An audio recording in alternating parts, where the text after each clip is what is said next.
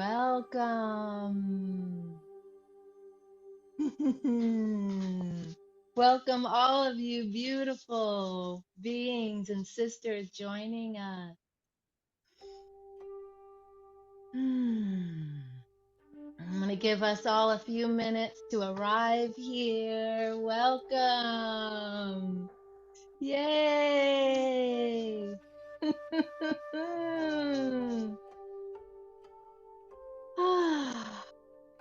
What a gift. What a gift. As everyone is starting to come into our sacred space, I'm just smiling and receiving each of you as you come in.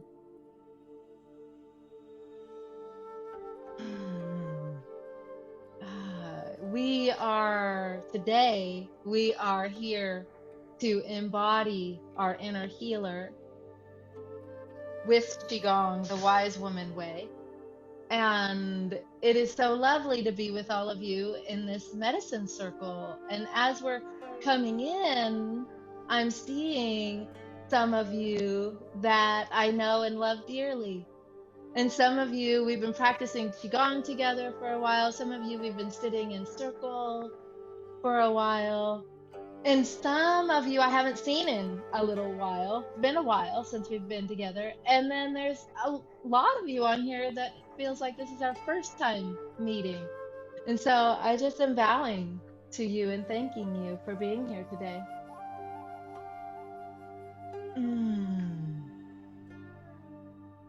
So what I would like us to do in this next few moments as we're getting ready, I'm going to set us up so that we can have our next 2.5 hours of this potent medicine practice. And I want us to give us an orientation of where we're going. But before we do that, I'm just going to give us just a little grounding meditation before we get into the logistics, right? And then we'll get more oriented and we'll go in. So,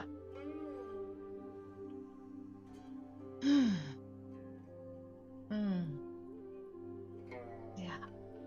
So let's just take a moment to come into our bodies, into our breath. And as we come into our bodies, just drop your awareness all the way down through the center of your body, down into your hip, into your legs, into the soles of your feet, and into the earth. And just let your awareness drop down even a little deeper.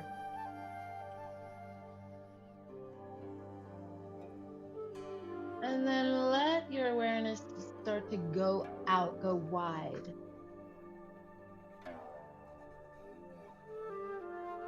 And from here, let's connect with that part of you that you just love.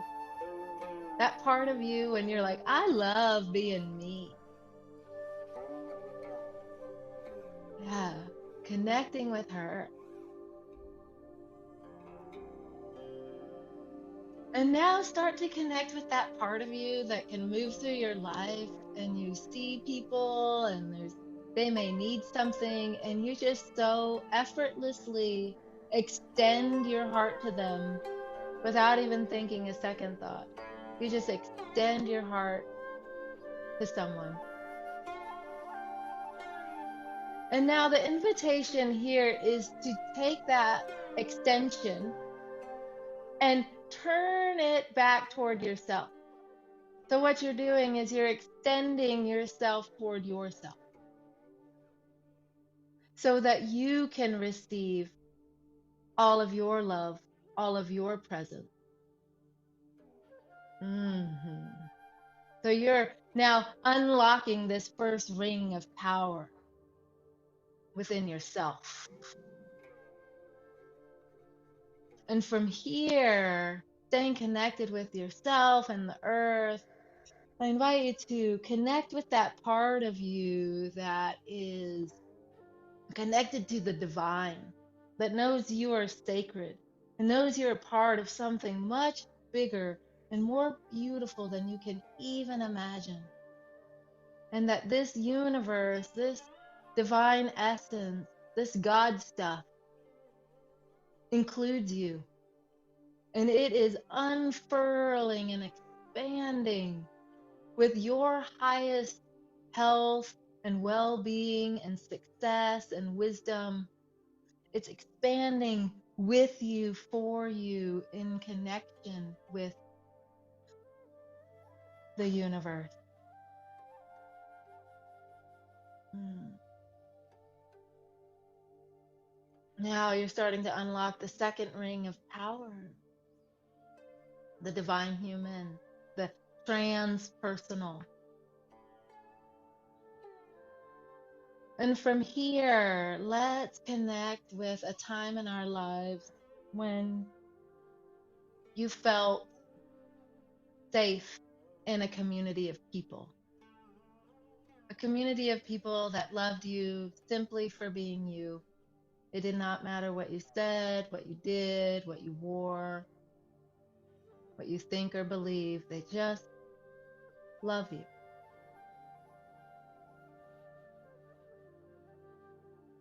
And so feeling yourself right now in a circle just like that, of women, of other sisters that just simply love you and honor you for who you are without trying to fix or change you in any way. Where you're resourced and supported in sisterhood. And so now we're starting to unlock the third ring of power, and that is our intrapersonal relationship. Mm. And so, with that, I invite you to take one more breath to just anchor all that into your being, and invite you to open your eyes and to connect with the sisters in this circle for a moment. Yeah, and see that we're all here together. Nice, beautiful. Mm. Mm. Welcome. Now that we're connected with our rings of power, you know, I sent out all the information for this workshop. And since it's called a workshop, I'm calling it a workshop because I'm going to share my screen a couple times. Well, actually, I should just share with you really quickly. I'm in the midst of a big initiation, and it's perfect. It's a perfect timing for an initiation because those of you that know the moon mat, I started in the Qigong world. We started the Qigong moon mat on the Chinese New Year. And so where we are in the moon mat is in the initiator and wise woman. So I'm in the initiator and I'm bringing in the wise woman. And lo and behold, the last 2 days I've been sick. So I've got my tissues here. I've got my hot tea. Oh, I left my teapot in there. I got my Ricola. Well, I might have to get my teapot in a second. And my internet went out, and literally 10 minutes before Rochelle and I got on the call, my internet came back on, and it was out for a couple days. So I'm in this big initiation, and it's so beautiful because those of us that walk this path, we know the initiation has medicine for us. And so what happened is I said, I'm going to share my screen. I'm not going to share my screen. Rochelle stepped up and she said, I'll support you. I got your back. So she's going to share the screens today. And I didn't send out the sacred agreements because I'm going to share screens and I didn't see it so much as a ceremony, but everything I do is ceremonial. So there is a few sacred agreements. And one sacred agreement is that this is a co-creative experience, that we are all going to contribute our energy, we're all going to contribute our presence and our medicine into this circle, and then we'll receive each other's wisdom and medicine. So can we all agree that this is a co-creative experience? All right. Okay, we're going to co-create. And so with that said, let's co-create this experience right here by stitching in. And what I mean by stitching in is you're going to have your lighter and your candle, and we're going to use the chat. Okay, so, a bunch of people registered. It looks like we have a handful of people. And so I'm just going to give you one little heads up right now. We're going to use the chat the first half of this. I'm going to ask you a bunch of questions, and we're going to use the chat when we stitch in. And then there'll be a time for voice-to-voice shares. But this first time, we're going to use the chat. So when we stitch in, we're going to drop in without trying to fix or change anything. Just being the wise women that we are. We're going to ask ourselves, what is it that we're bringing into the circle today? When we stitch in, we're going to light our candle. We're going to stitch in our light and our present. And so you're invited to stitch in and put into the chat what you're bringing in to our circle today and where you are hailing from. So together as a sisterhood, we're going to light our candles.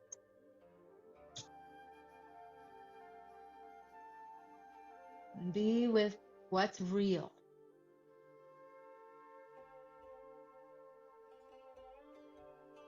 And when you're ready to share what's real for you right now,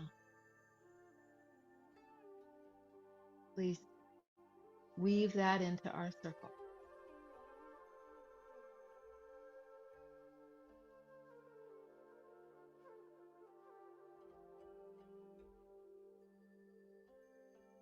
Michelle says peace from Southern California. Nice. And I am Rochelle, and I'm going to say curiosity from South Sacramento, California. Nice.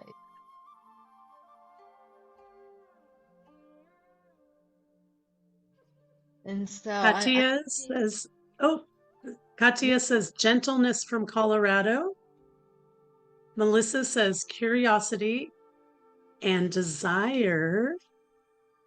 Sorry, I'm just reading.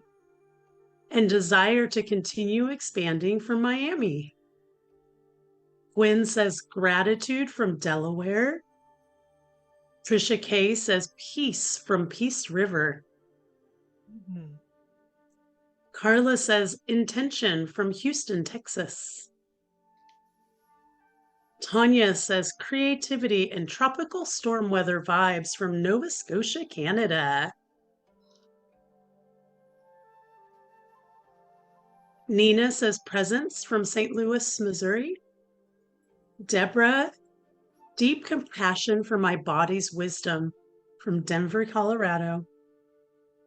Lucy says anchoring from Quebec. And so with all of our lights here, the world is just getting even brighter. And our wisdom and medicine circle is open. And so I'm ringing you in. Welcome.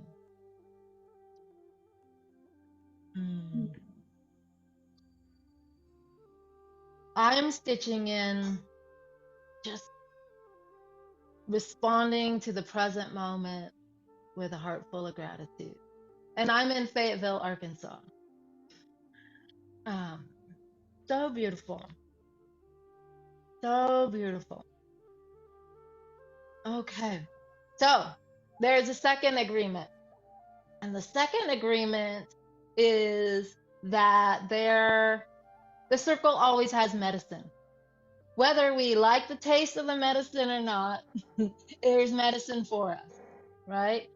And so that's the second agreement, is there's medicine here. Can we agree with that? There's medicine here. Okay.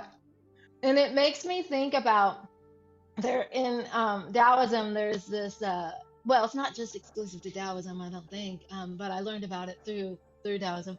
There is a parable of the three vinegar tasters. Have y'all heard of that? Well, I was planning on sharing your screen and showing you the three vinegar tasters, but I'm not going to do that. I'll just tell you the story real quick. Um, the three vinegar tasters, what you see is an ancient scroll in the Chinese kind of style, real pretty, old. This is an old picture. It's been duplicated a bunch of times. And on the scroll, you see this big pot, vat, cauldron, ornately designed cauldron. In the cauldron is vinegar. Well, really. And there's three wise figures standing around this cauldron. And they're thinking it's wine. So the first one takes a sip and his face goes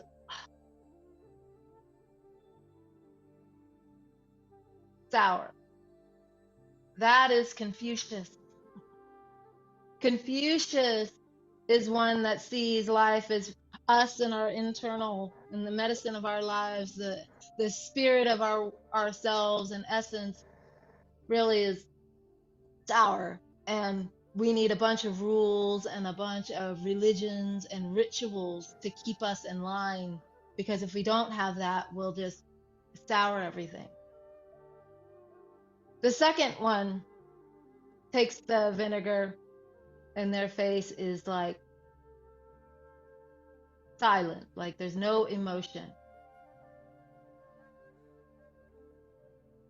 This is the Buddha. The Buddha sees life, and within life there is suffering, and the middle path is you just are going to get through it. So don't respond or react to anything and keep it as neutral as possible. And then the third vinegar taster drinks it and is like, woo! Wow, that's some good medicine there. That's intense. Full smile on their face, like, whoa. Now that person is not denying the intensity of the situation, but they got a smile on their face and they're like, woo, I'm awake now. That's Lao Tzu. And Lao Tzu wrote the book, the Tao Te Ching. And Lao Tzu is described as the wise young boy. So he's the old man with a bunch of wisdom, but he's lighthearted and playful like a child. So Lao Tzu is a classic embodiment of the wise woman. And I was going to bring, already knew this next year when I bring Qigong in, I was going to share a lot of Tao Te Ching in the practices because it's such a phenomenal book and teacher.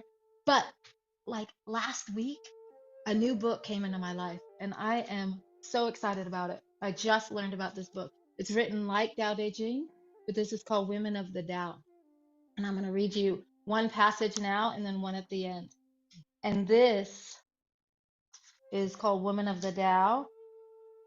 And this passage right here is called Walking the Sacred Way. Okay.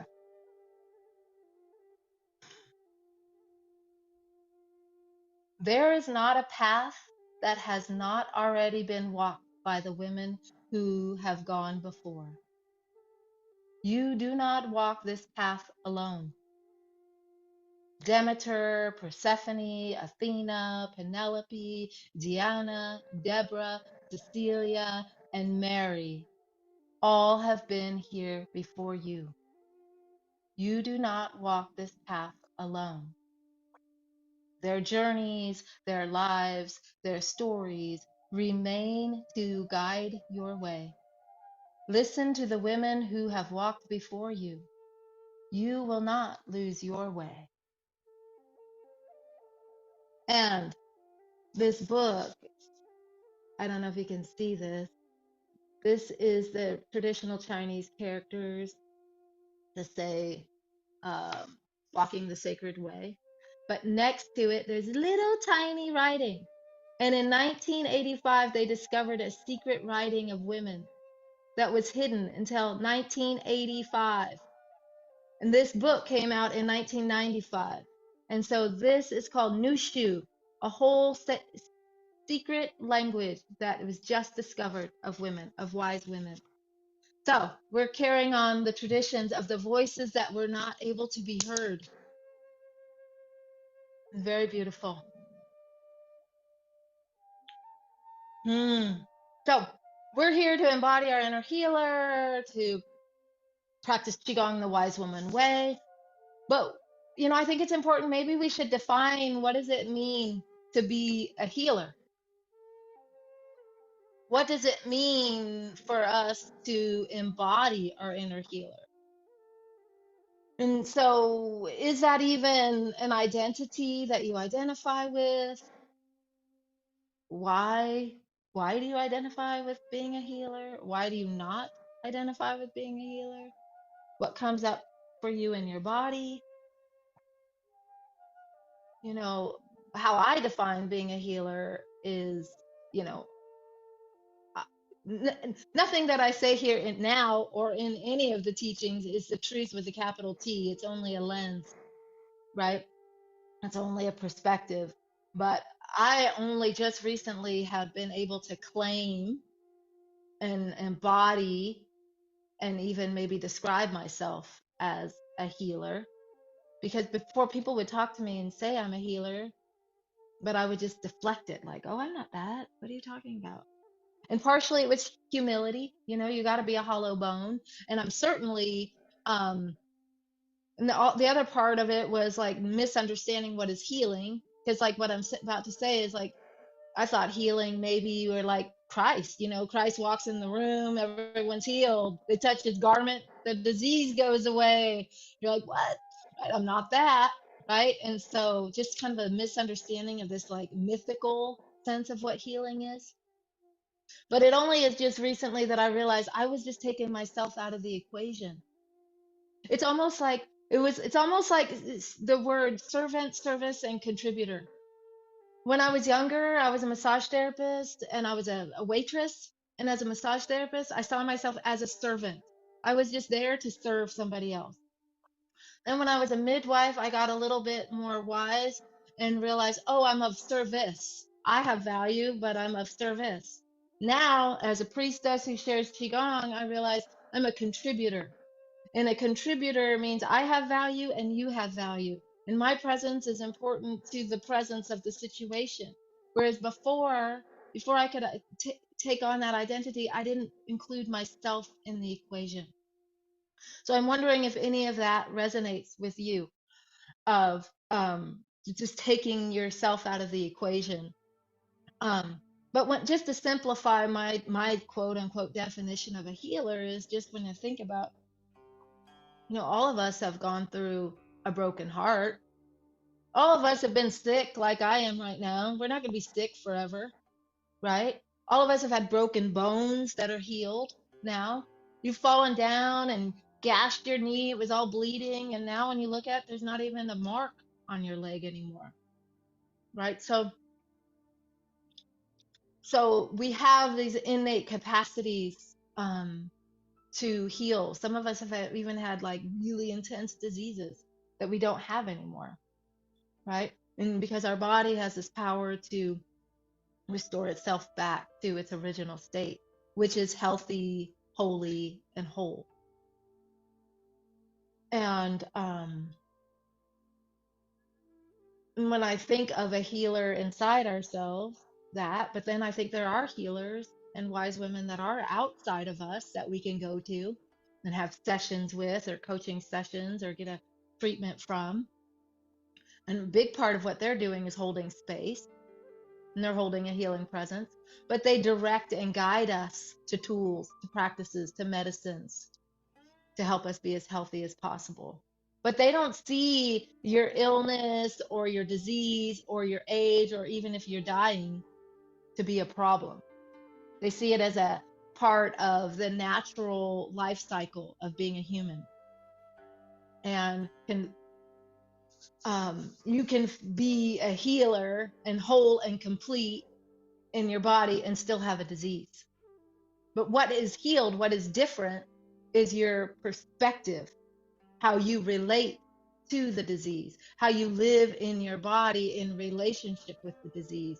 So you're bringing, instead of like, oh my gosh, I don't like this, I want to cut this out, I want to get rid of it, instead you're bringing your compassion and your honor and your empathy into this experience, rather than it being something that's causing you shame and that you want to destroy.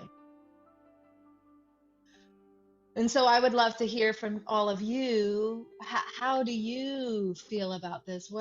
How do you define being a healer? What comes up for you in your body? What comes up for you? Do you identify with it? Does it bring you like peace? Does it create, do you want to put your hands up? Does it create tension? What's here in the circle? What wants to be shared?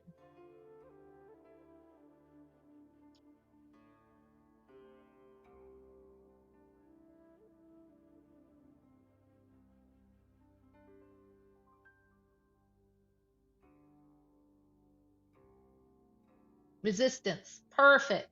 Thank you for presencing that. Thank you. We're going to get into that because that's an important piece. And then so Nina, my question for you is like to drop in, and we're about to get into resistance, but you're kind of opening us up into this next pathway. Thank you for that. Is like resistance to what? To where? Where is the resistance? What is resistance to what? Where do you feel it? What else is here? Healer is connected to the body, humanness, and now power. Nice. Thank you. Mm. So, Gwen, you're feeling calm acceptance with the healer within you. Brilliant. So, that's something you can embody.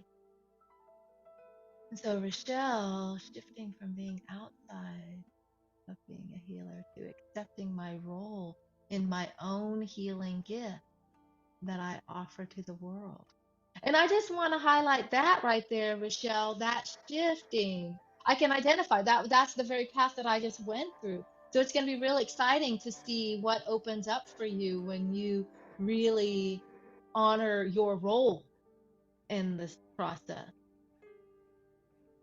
For me, healer equals multidimensional leader. Nice. Resistance to the word healer. Very interesting. Feel it in the sacral area. Multidimensional leader. I'd love to hear more about what that means. And I think, that sacral area, we're going to get into that, but that says a lot. And I think where we're about to go might have some insight into why it's in your sacrum. Um, there are multiple layers or levels to healing. Um, it's unfolding that I need to be mindful of and accept where I am.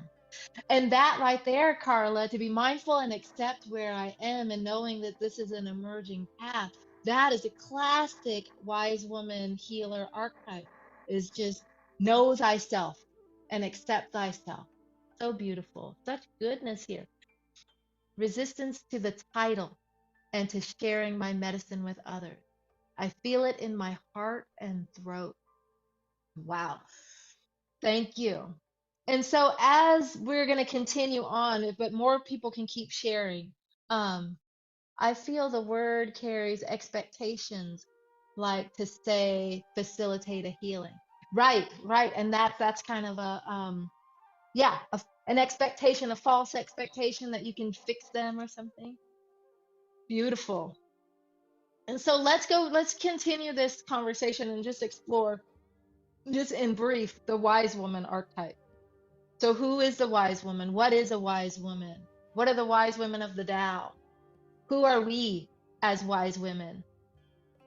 Um, again, this is just my lensing, but I feel like wise women are any age, any gender. They live in the city, they live in the country. They're pervasive. Everywhere you look, you will find wise women. They are the ones that listen to their ancestors. They're the ones that carry on the healing traditions. They know plant medicine. They carry on the traditions for their daughters, for their descendants. Um, they walk with the natural cycles of life, with the seasons of nature, and they're intimately aware of the whole cycle of birth and life and death and rebirth and again and again. And they're not trying to change or fix or solve the world's problems. And they don't lose themselves in the midst of change. They have an open heart, light-hearted, very playful, silly, goofy, heart full of gratitude, smile on their face, and they're not afraid of taking the scenic route, and they're not afraid of the mess, and they just simply love. They simply love. And so I'd love to hear in the chat what you're feeling like wise woman is. And I saw that there was one more I hadn't read before. It was about Gwen.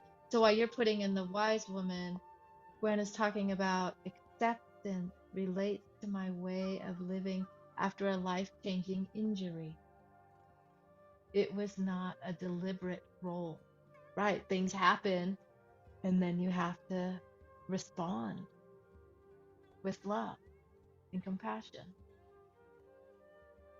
Okay, so wise women are attuned to womb wisdom.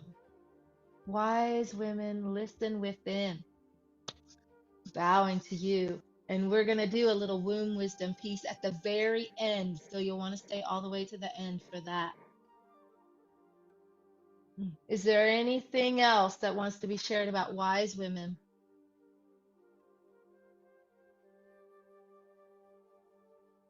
And while you're thinking about it, let's just ask this next inquiry.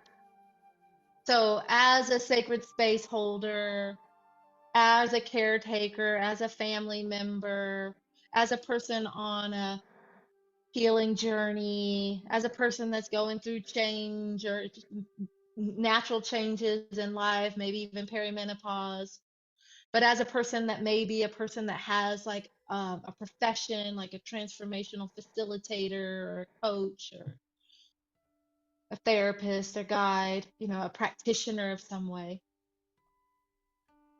How will being more connected to your inner healer?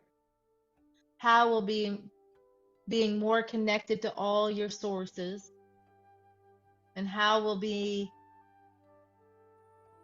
it be if you're more connected to your wise women?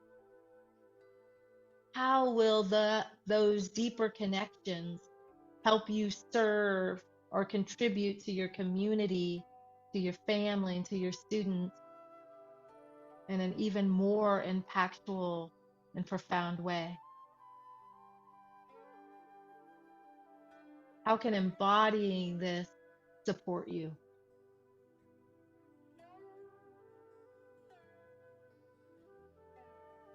Mm. Wise women knows how to transmute pain to power. Wise women are like water, not forcing but allowing. Mm, so beautiful. And wise women role is something that I thought I needed to be older, wiser to embody and have. And I found her within through the many stages of life. Beautiful. And a close friend I just visited with often seeks my guidance and always says it's because of my wisdom. I do not I do not know how to relate that to the description. I do not know how to relate to that description. Yeah, because we're I feel like I fumbled that, but I totally understand. Like people come to me and I'm like, "You're coming to me? I'm the biggest goofball there is." Okay, well, let's do it. Yeah. Cool. Um, Wise women embody wisdom due to what they have unlearned, due to what they have experienced. Nice. Unlearn. By embodying the wise woman, I can see my own value within and without. Nice. Woo! Okay, now I'm gonna I agreed with Rochelle to read all these things, and then I took over the reading, and I knew I might would do that. But I'll read Nina's, and then I'm gonna come back to the sacred agreement of letting Rochelle read it. Wise women help me be more accepting and allowing of myself and my cycles, and helps me to be this with others. Precisely, precisely. Brilliant. So let's set a sacred intention today. Super simple intention. You all came here for a reason, right? You came here for a reason. Why did you come here today? Maybe because I invited you, but why did you come here today? Right? So, what are you hoping to receive from our time here today? That's your question. What are you hoping to receive from this medicine circle today? You can write it in your journal and share it in the chat.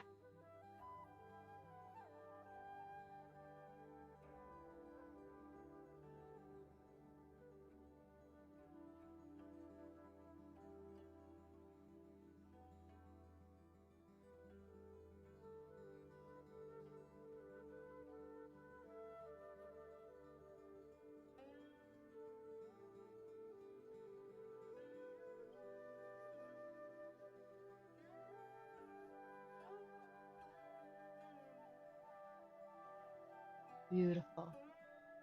Beautiful. Thank you for sharing. Yeah. Okay.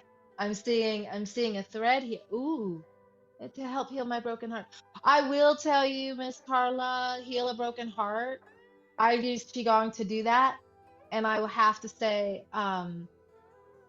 there are some specific movements that we're not going to do actually today, but I mean, all this practice today will help you in the here and now. But there are some specific movements that are really specific to healing a broken heart, and they have helped me so much. All right. Beautiful calibration, authenticity. Ah, there's such goodness. Okay, brilliant. So we're all here to receive something today. And let's transition now into the resistance, right? Resistance was the first thing that came up when I asked you about wise women. So we definitely can't sweep that under the rug, right? That's like what's here. We're being real with what's present. And so let's acknowledge resistance as a normal part of the healing process. It's the normal part of growth.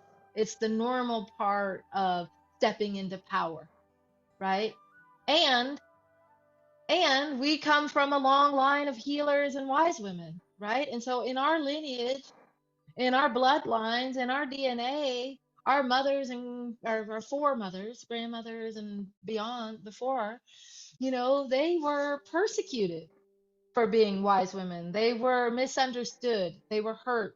They were, some of them were killed for knowing about plant medicine, knowing about how to lay their hands on someone, knowing about how to connect to the divine, knowing how to shift energy.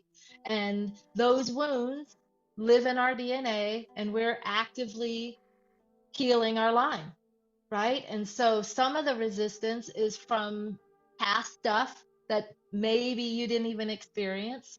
Some of it is from that nice place of the humility of not wanting to overly give yourself a title and glorify who you are, and some false sense of what healing is, and all the ego that comes with it. None of us want that. So there's a lot of resistance that can totally come up. And so the invitation here is to just take a step back, give a little space, knowing resistance is part of the experience. And that doesn't mean you're not supposed to be here, or you're not supposed to do the practice, or you're not supposed to share your healing with the world. It just means you're experiencing a little fear, a little tension, and that there's more information to gather. Okay, let's gather information. Am I in danger in this moment? Or is that coming from somewhere else? Okay, what's mine in this present here now moment, right? There's not every circle. I live in Arkansas. Not every circle should I be walking around saying, I'm a wise woman, priestess, healer. That's not going to go over well. I'm not in those circles very much, but I know I got to know my terrain, right? And so there is something to be said about discernment on how you represent and share your offerings and skills with the world. And then there's some part of resistance that just means you're up leveling and you're growing. And so one of the sisters shared like feeling it in your root, in your sacral area. And I'm just curious because I don't know. I'm just putting this out here as a toss, but that could be from the ancestral line, from the DNA, from the roots of your lineage. I'm just curious because my understanding of the root chakra is a big part of how you honor your line, honor your family, and you make your own decisions. So it's that hard thing of like, how do I stay true to my culture group and do my own thing? So I don't know how that resonates with you. But let's put in the chat how you can see resistance showing up for you today, how you can see resistance showing up for you when you move through the world sharing your gifts with the world.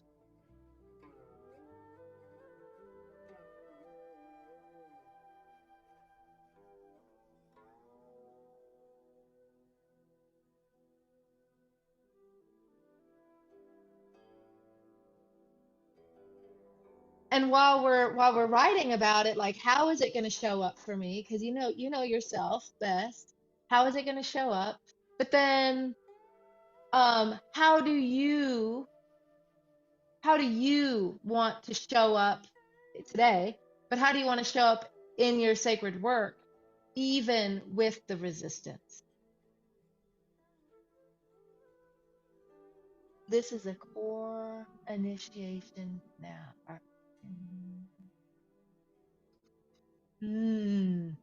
I can see that. Core initiation now. Honoring you in this. Honoring you in this. And so, how is it going to show up? And how do you want to show up even with the resistance? The tension between honoring the lineage and uplifting the lineage can feel like a betrayal. Whew. Yes. You can breathe, all of us can breathe that in. Mm.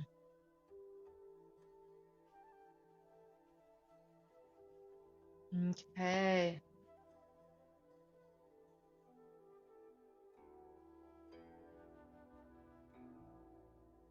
Let's see.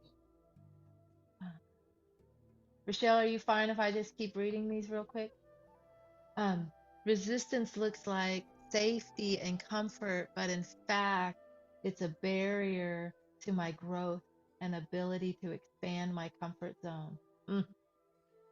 Thank you for saying that so clear. That's very clear. It seems like you know what you're right there. Okay. Resistance shows up for me in being open and out in all areas of my life, keeping my fullness close to my chest. Right. And like I said earlier with that is like there's a discernment. I'm not always opening out with my neighbors. Like my neighbors, yeah, they have things in the front yard that lets me know that I should not be open in there. But the discomfort of being seen and heard, even though that's desired. Mm, I can see that too. Thank you for presencing that. And the sacral resistance lifted. I am ancestral lineage healer 100%. I just needed to shift context. Wow, brilliant. So there's healing already happening in this medicine circle. So, whew, let's keep going. Let's keep going. There's so much here. Rochelle, my love, will you share that first page? While she's sharing that page, let's see what Gwen is saying. My resistance relates to remaining safe physically and mentally. Of course. And safety is a priority. Safety is primary. We have fight, flight, freeze, or flee on purpose. We don't want to get rid of it. Like, right? That's why you have to assess, am I in danger in this moment? And discern and then respond. Yes, I love that you brought that in. Okay, what I'm going to just show you right here is the map where we're going to go today. So when you're looking at this map, some of you recognize this picture because I just put out a quiz, a 5 archetype quiz. If you haven't done the quiz yet, don't worry. You'll get the link at the end, and you'll get the link at the in your email that follows up. But those of you that have done the quiz, I'm curious what you received. If you want to put that in the chat, if you know what element you were or archetype you were, that would be cool. But while you're doing this, I'm just sharing with you the map where we're going. And we're not going to get overly, mentalized here, but I do feel like we need to know things with our mind and with our heart and with our body. So with our mind, what we're seeing is where we are. We're see the crystals on the bottom. It says metal. That's where we're going to start. And when we start our Qigong practice, we're going to start with the metal. And then metal gives birth to water. Water gives birth to wood. Wood gives birth to fire. Fire gives birth to earth. We're going to end at earth. Now, the internal pathway, that's a deeper dive. And so after today, this session, you might feel really complete because you will have received a full practice, right? And those that want more information about what's happening in the center spiral, I'll share some with the end, ways you can understand and learn more about that center spiral. And right now, I'm not going to go into all the details about these things because once we do the Qigong practice, I'll just transmit that teaching in the practice. Okay, I just wanted you to see the map of where we're going. And now we can take this screen off screen share. We're about to do our Qigong practice. And I see that we have some metal, water, water, water, fire. All right. Metal, water, water, fire. Okay. Cool. Cool. Welcome. So those watery ones, the philosophers, the metal, the organized, the ones that release and let go and distill down, the alchemists, and the fire, the love, the divine ones, and then water today, earth and wood. All right. Yeah.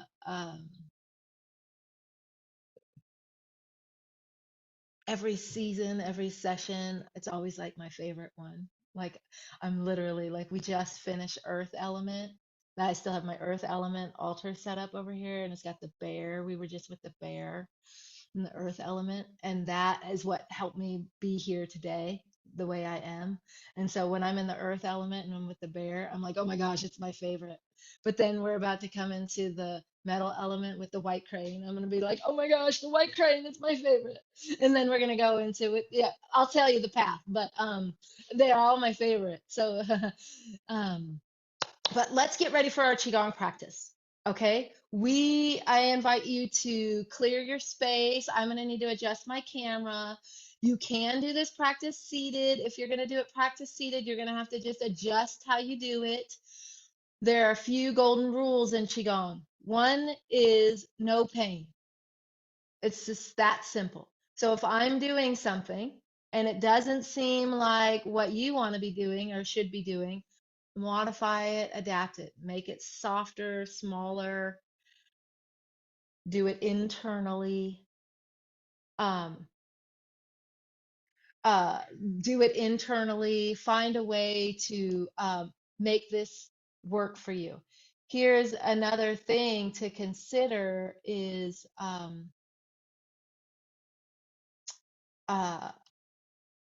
all of a sudden I got distracted with the music. I'll fix the music in just a second. Another thing to consider in doing your Qigong practice today is this is not a teaching. This is a transmission. You're not going to get it all, right? You're going to let the invitation is to just set down the thinking mind. I'll lead you through that part, but like just set down the thinking mind and receive it any way that's medicine for you. This is like a buffet, and you're going to go through and receive the nourishment that it is for you. Okay? So I just want to leave you with that. Let's just take just a second. I'll get the music started. If you're going to stand up, you need to create some space for you to stand up. If you're going to do this practice seated or internally, just make yourself comfortable. And okay, so let's get ourselves oriented.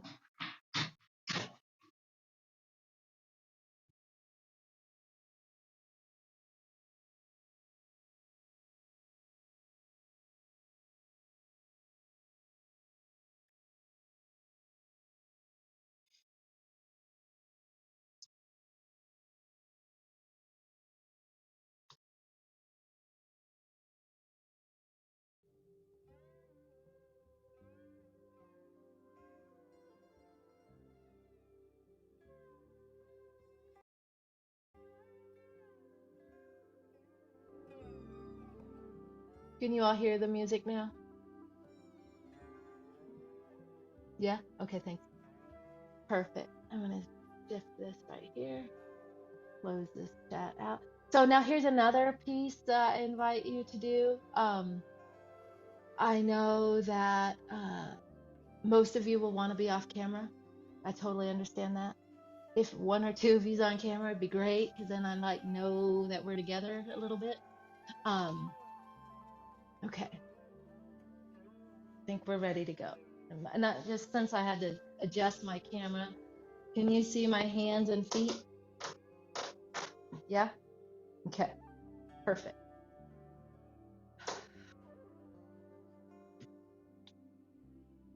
Just do any last minute things you need to do to get oriented and so you can drop deep into this practice.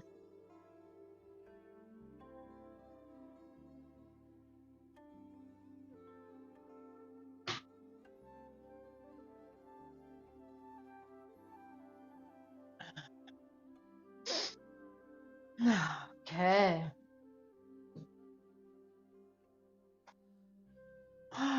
Finding yourself in your space. We're going to practice for about an hour. So you might need a seat, you might need a chair, you might need to take a break. All of that is fine. Just your body is wise. Whatever your body says, that's what we're doing. Coming into your body with your breath, feeling your feet on the floor, top of your head lifted. We're coming into our center and we're coming into vertical alignment. And to do that, you are bringing your awareness down into your belly and having a few deep abdominal breaths. As you inhale, your abdomen expands. And as you exhale, your abdomen goes back toward your spine.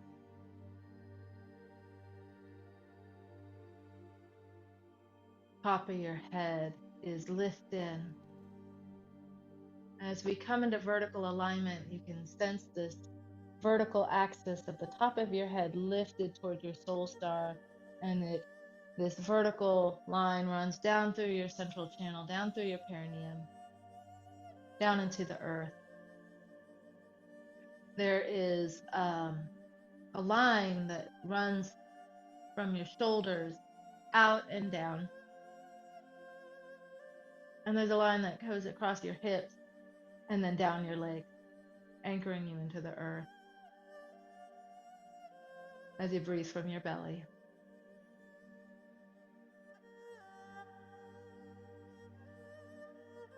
And this practice is a transmission of the 5 elements, of the wise woman. There'll be times when I'm silent, so you and your inner wise woman can have a direct experience with the element.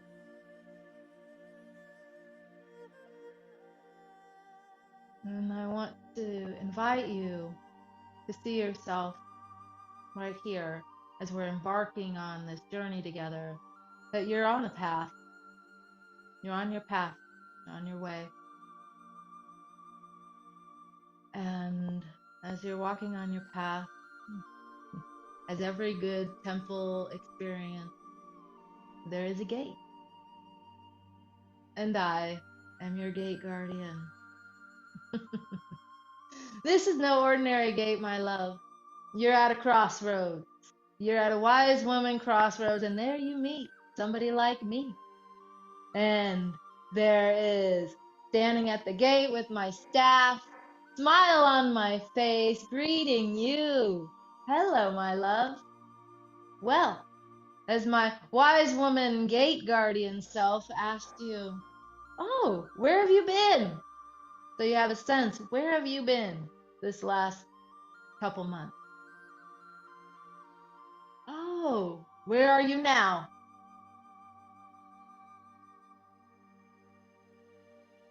Okay. Where do you want to go? Ah, where do you want to go? Who do you want to be? Oh, who do you want to be? So you're now realizing you're at a crossroads and multiple pathways just opened up in front of you. So the gate question simply is, what do you choose? Where do you want to go? Who do you want to be? And then something comes up. And then I have to ask you this next question. What appears to be, if there's anything, what appears to be blocking you from trusting your own internal navigation system?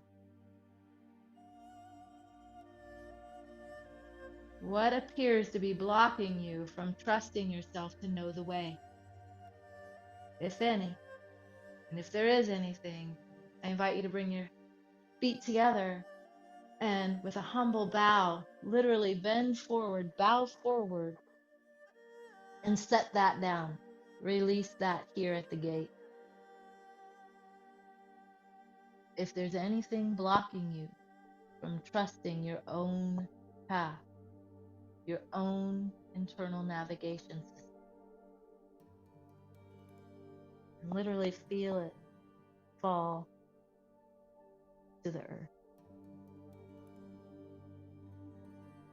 And from here, feeling your feet on the earth, taking as many breaths as you need to, inhaling.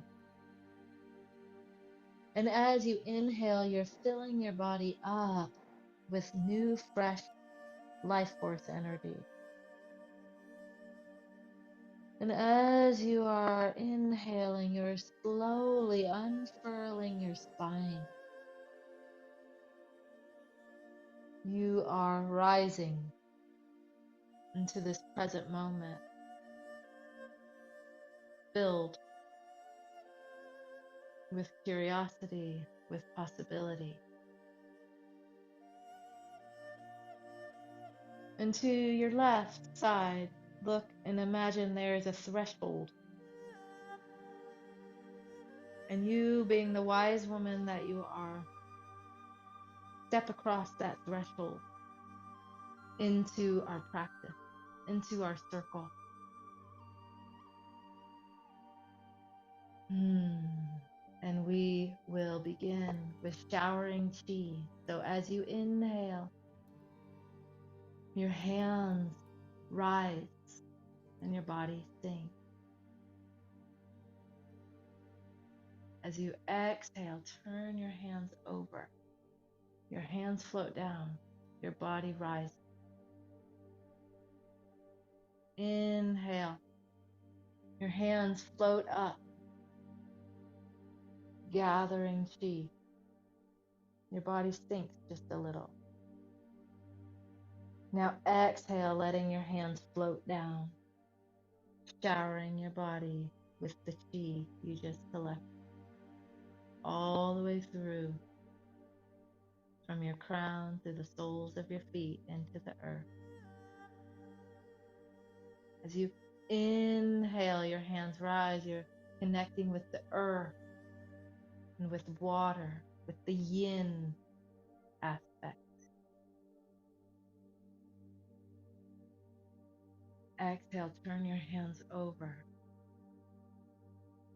Your hands are now connected to the light, to the yang, to the universe. Inhale, gathering the universe and directing the palms of your hands that are filled with the universe toward your crown. And as you exhale, let that universal light shine down inside the interior of your body, all the way down.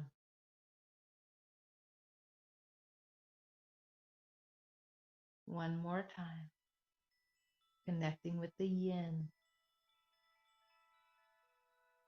moving slow and soft. Exhale, rise.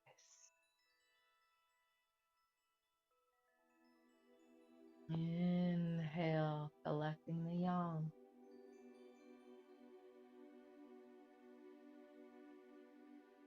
Exhale, bringing harmony of yin and yang through your body, showering your body with chi.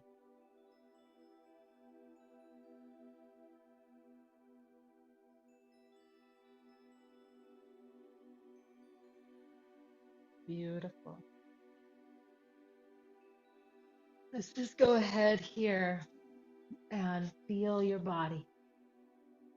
And we're going to do this classic movement called knocking on the door of life. So your feet are on the earth, top of your head is lifted, you're staying in that vertical alignment. You're not really doing much of a weight shift, but you're turning from your waist and you're knocking all along your waist. At the end of our time together, I'm going to share practice with you, and I'm planting this seed right here. This movement is going to help you know that next piece at the very end. So just feel what this feels like. This is the part in Qigong we're alchemists. We're always working with formulas and recipes. And one of the principles of Qigong is you have to clear energy, and then you have to generate energy, and then you can circulate energy, and then you can store it, and then you can repeat the process. And so this movement right here is part of clearing energy.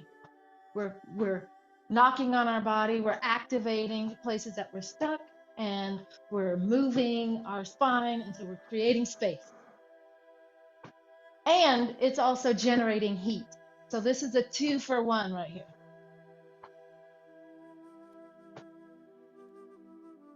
So feel yourself warming up, opening up, loosening up, and letting go.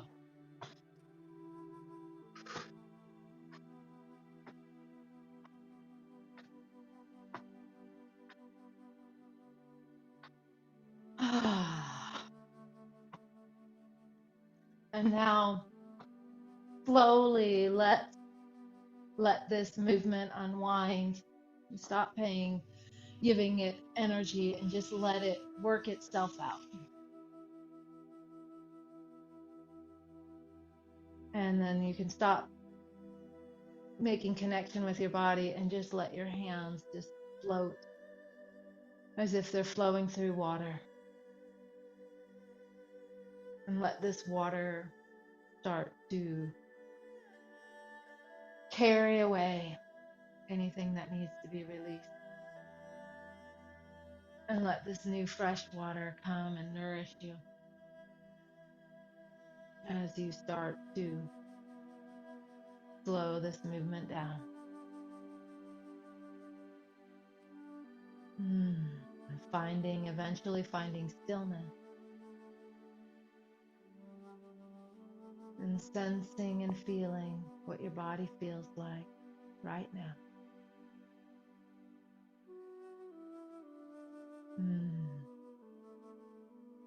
Go ahead and start tapping on your chest.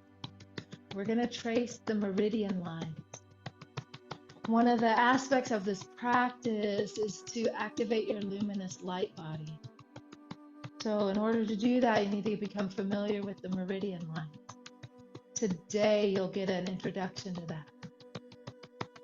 So we do a lot of tapping. You're tapping on your chest here, up and down. There are a lot of meridian lines here, primarily to do with emotional well-being and your immune system. And now let's go down one arm, down the inside. That's the yin channel.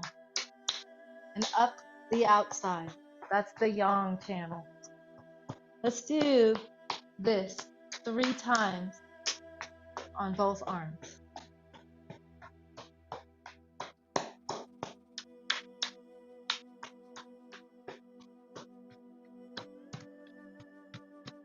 And down the other arm, yin,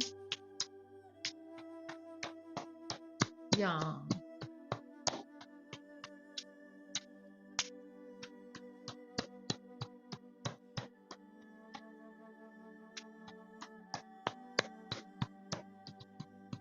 Back to your chest. And just let your hands rest for a moment. Feeling the channels activating and opening.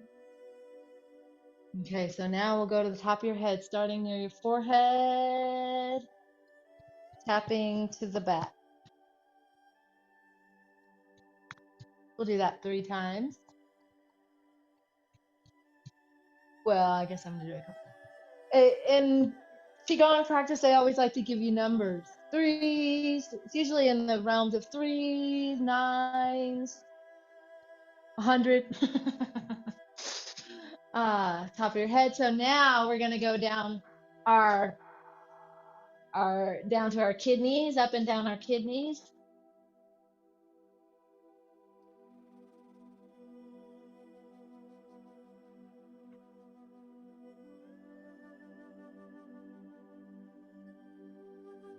And your sacrum. And then we'll go down our backs of our legs and the backs and the sides of our legs. All the way down. This is the yang channel. Linger on any spot that you want to. And then up the insides of your legs. This is the yin channel. Across your pubic bone, across your abdomen, back to your kidneys. Let's do this pathway 3 times total.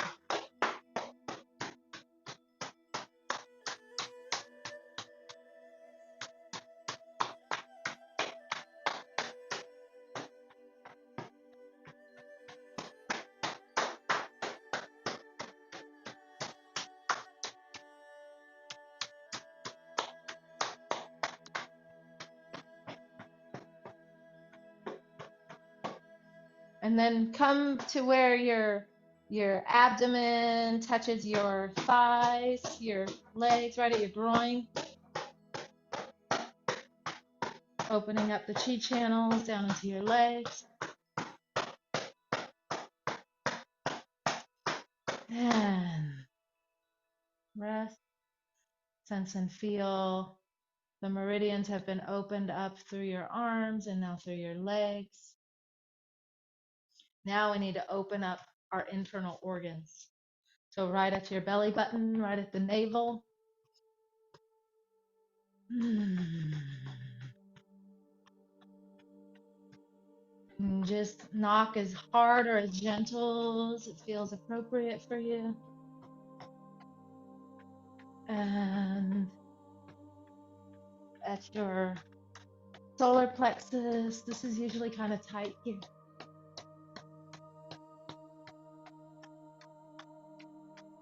And below your navel,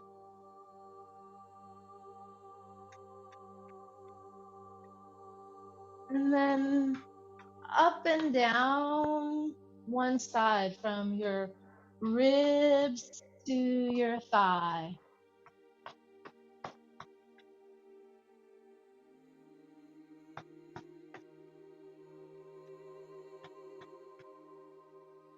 And the other side, ribs to your thigh.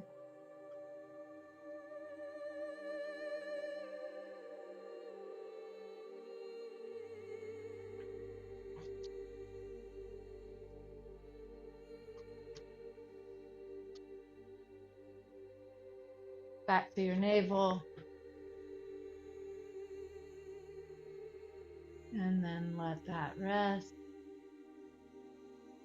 Feeling how the chi has been activated in your internal organ. This is an internal medicine practice.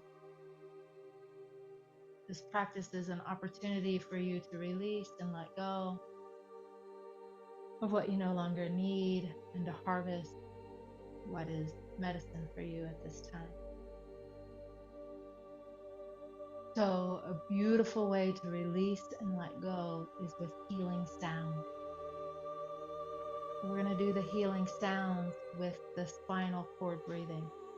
And since I have a little congestion, we're going to do these fairly soft, but they can be a little bit louder sometimes.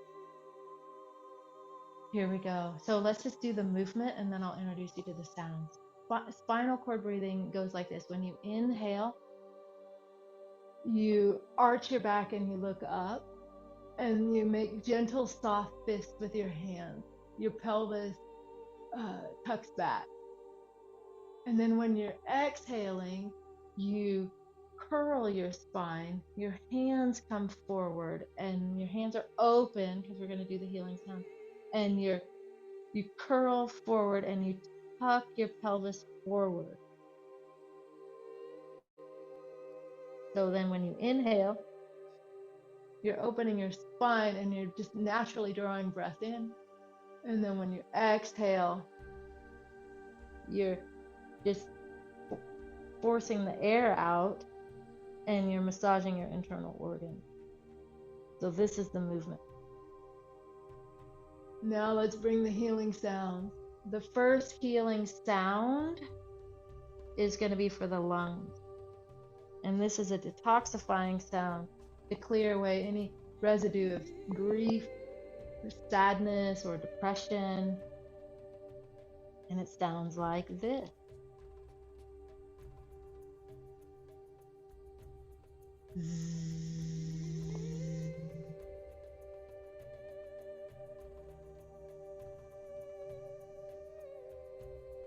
Kind of like it's just Z.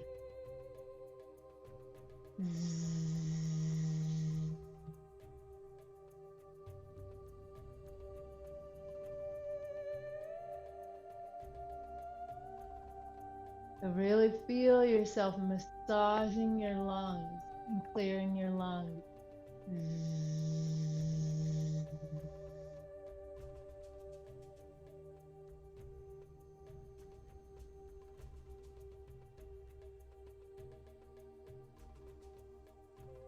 And the next healing sound is for the kidneys. So you're going to be massaging your low back. Same movement. And it sounds like this.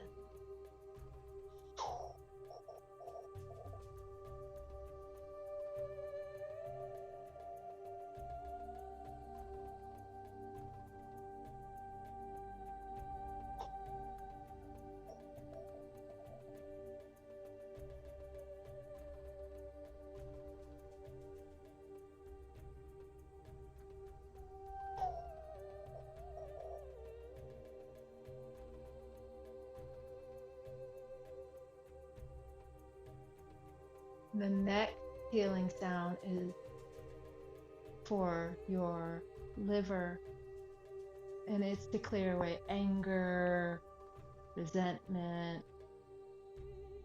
jealousy, greed, competition.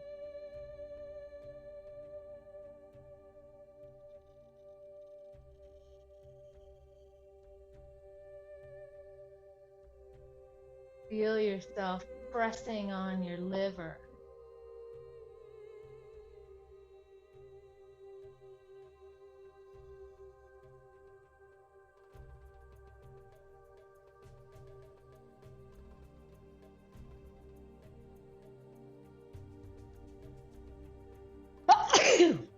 Excuse me.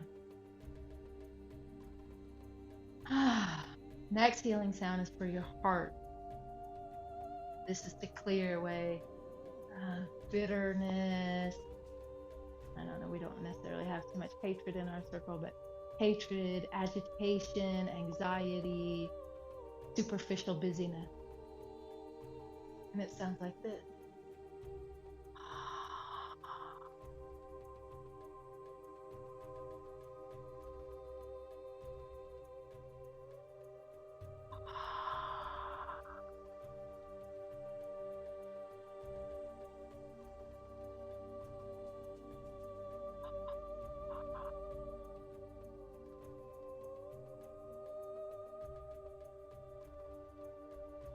Now we come to the spleen, which is on your left side, and it holds worry, overthinking, ruminating thoughts. We're going to clear those out of our circle now. Sounds like this. It's almost like, imagine you have a dandelion and you're blowing it, or you have a feather on your hand. That's the sound.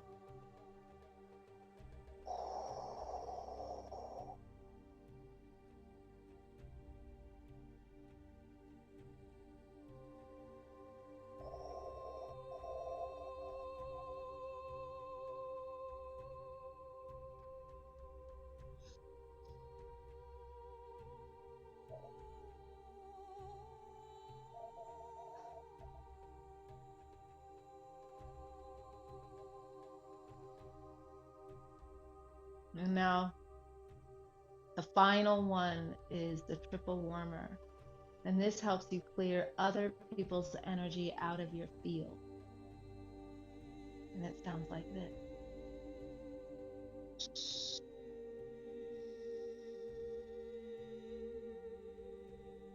It would be spelled Heeeee.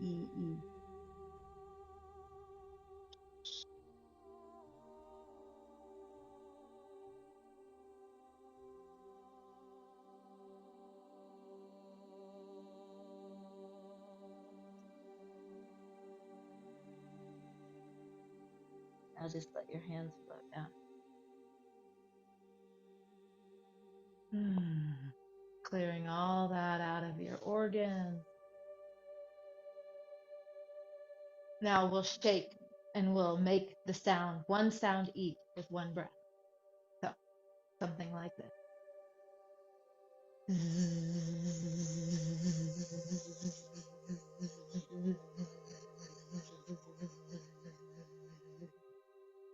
Now the kidneys.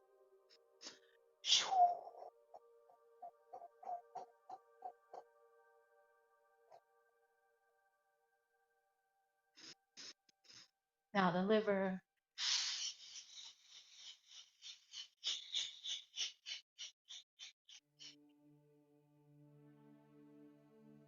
Now the heart.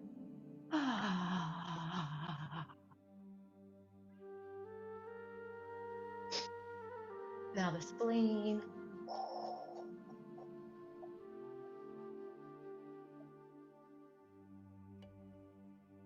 And triple warmer.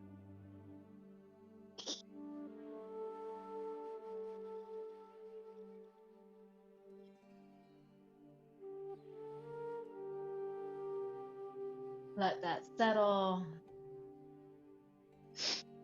Feel your body. Feel how there might be tingling, movement. You might have gentle swaying.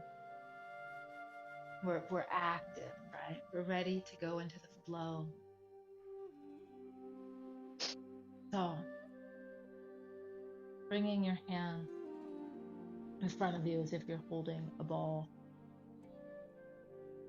And what we're going to do in this practice, this 5-element practice, is to attune ourselves to the highest frequency of the element. So in order to do that, we had to cleanse and clear. Now we're tonifying, now we're cultivating, now we're drawing in energy.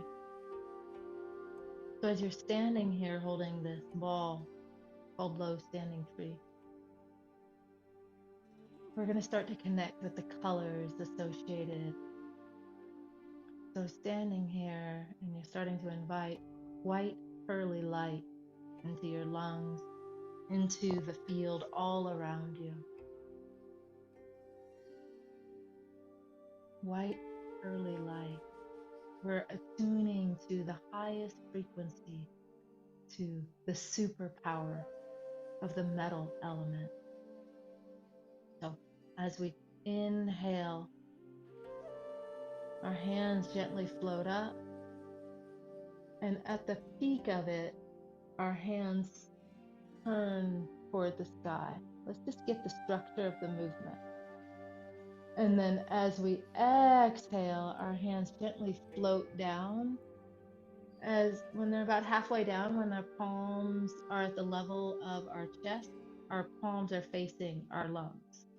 And then at the bottom of the movement, our palms are facing the sky. This movement traces the lung meridian. So we're going to inhale. Let's just do the movement again.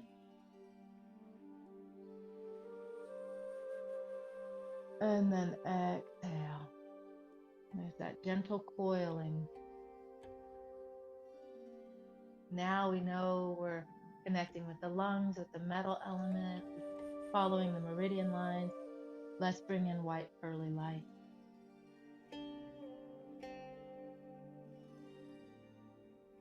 And let your breath be the leader. When your breath exhales, that's when your hands float down. When your breath naturally inhales, that's when your hands rise. White, pearly light in your lungs. Your lungs are associated to your large intestines and your skin. So seeing white, pearly light in your lungs, your skin, your large intestines, and your immune system.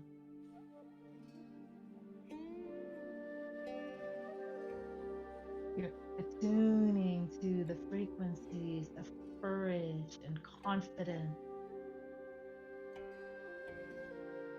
of being inspired by life. A few more times in silence. Let the form teach you.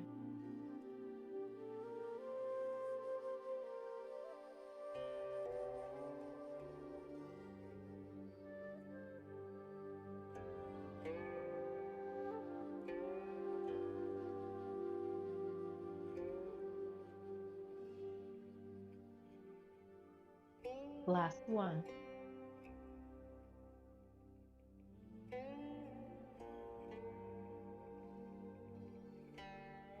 And as your hands float down, you're connecting to the white, pearly light, being attuned to the frequency of courage and confidence. And now just stand courageously as a wise woman healer, with white, pearly light sprinkling through your skin, your lungs, your large intestines, and all around you.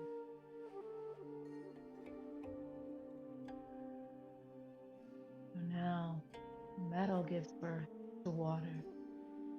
So the movement, you're going to gently pull your hands toward your waist, and then bending from your waist, you're going to simply bend forward, let your hands flow forward. Backs of your hands come close to touching.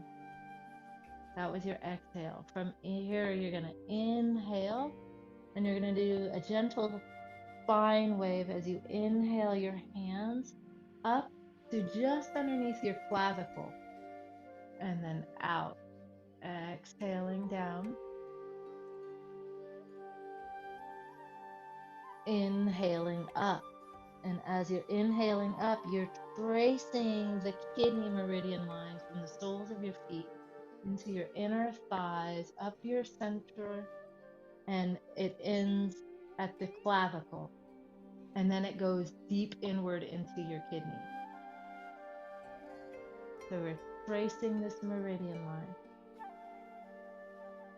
So now we kind of know the movement a little bit. We're going to make this movement as soft as possible, working with the kidneys here. We're going to start to connect now with the color blue, with the most beautiful color blue, clear blue light running up through the meridian line. Your kidney energy is connected to your bladder, your hormones or your endocrine system, your bones and your joints, and just your low back in general. So bring bright, clear, beautiful light into the kidney meridians, into your bones and your joints, into your endocrine system. As you softly move through this movement, I'm going to be silent now for the form to teach you.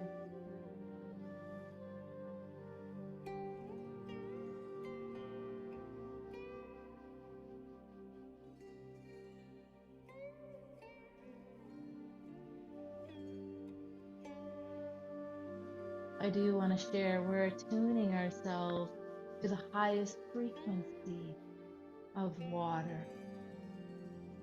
And what is the highest frequency of water? I realize I didn't tell you the low frequencies when we did the sound. So the low frequencies are about fear, but so the highest frequencies are connecting to your deep wisdom, connecting to your ability to trust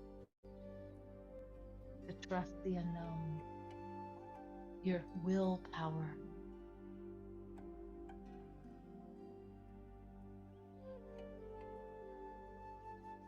Tuning to your highest truth and wisdom with this beautiful blue light in and all around you.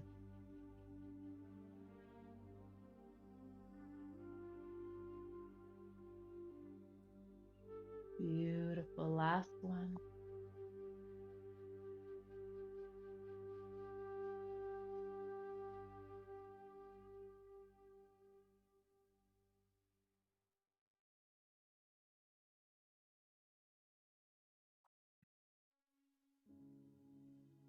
Returning to the standing posture. So just like this, but bring your hands behind you. I'll turn around so you can see. It's important here that you keep your shoulders soft, your weight is shifted toward your heels. Your palms are turned toward your kidney, and they're filled with the bright blue light in your palms and in your kidney.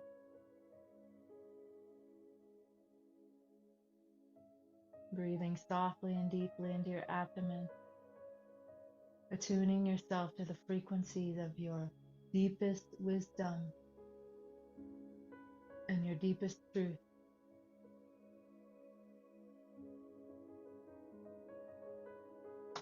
Bringing your hands now back to the front.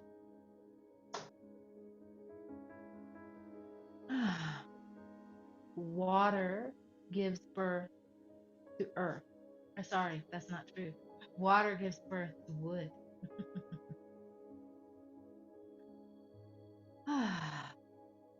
So wood has structure and flow. So let's get the movement. You're going to turn to one side.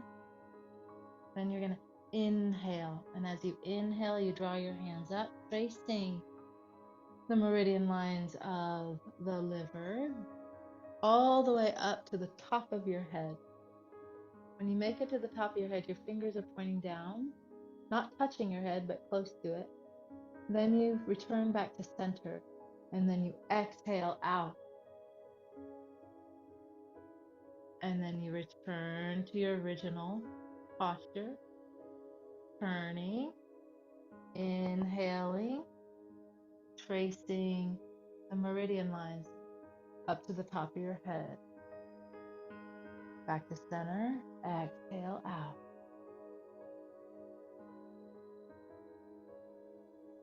Let's start to bring the color into it.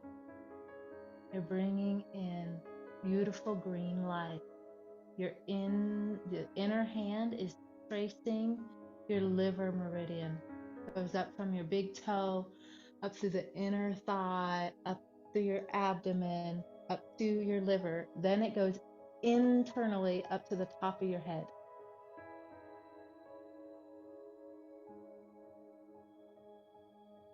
Beautiful green light. The outer hand is tracing your gallbladder meridian up from your second toe up to the outside of your thighs, up to your gallbladder.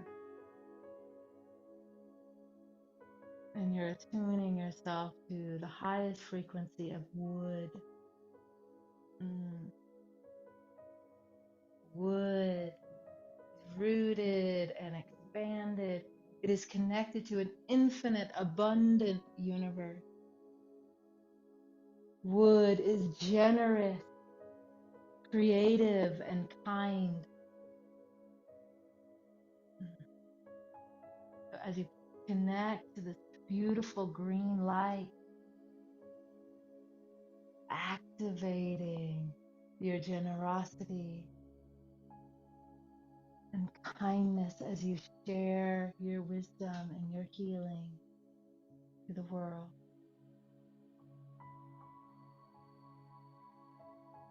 In silence, bright green light.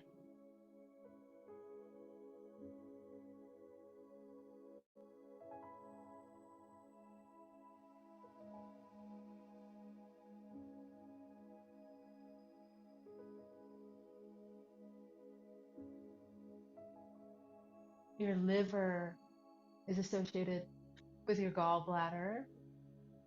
Your liver is also connected to your sinews, your ligaments, and your tendons. Your liver is connected to your eyes. And so when you're bringing this bright green light, it's also connected to your central nervous system, your ability to transform stress into vitality. So we're attuning ourselves to the highest frequency of being able to respond to the moment without constantly being in a stress mode. We are attuning to our abundant, kind, responsive self that is like a pioneer, forging new pathways, new ways of growing. Last one.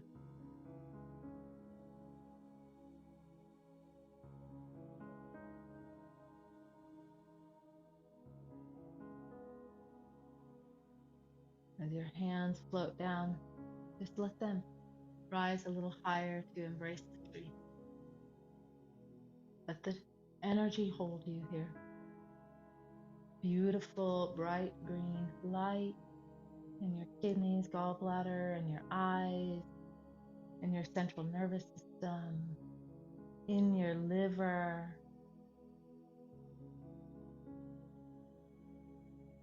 in your sinews, ligaments, tendons. Feeling yourself standing as a tree, rooted, branched out, and lifted.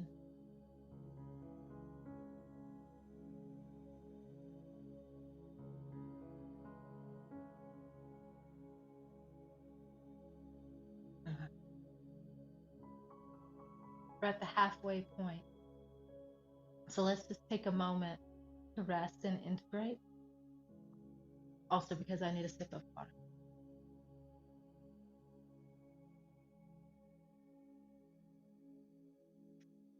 Ah. Beautiful. Thank you. So let's come back. We're about to shift. I think I'm about to cough.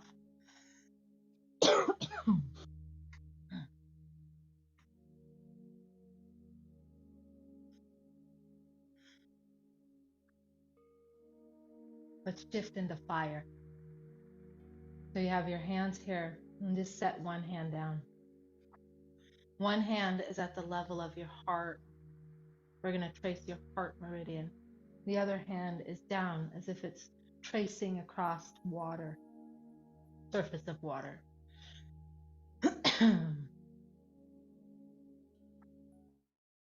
This is called cloudy hand.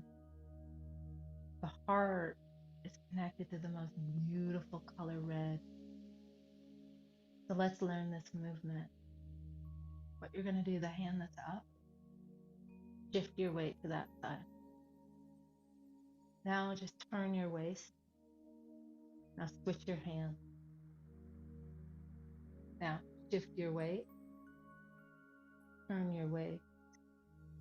Switch your hands. Shift. Turn. Switch. Let's do this in silence and soften it.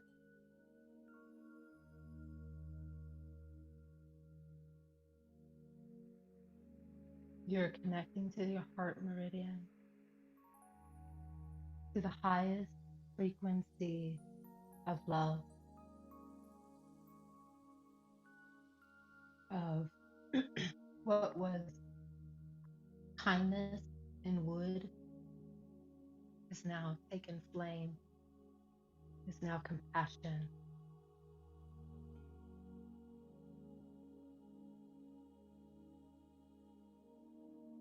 This is one of the oldest documented forms. They found scrolls with this movement that were created more than 3,000 years ago. So the transmission of this form can teach you more than any word I could say right now. Know you're connecting to this beautiful field of red and of love and of compassion. And you're tracing the heart meridian. And you're bringing in this light-hearted, buoyant, joyful, easygoing way.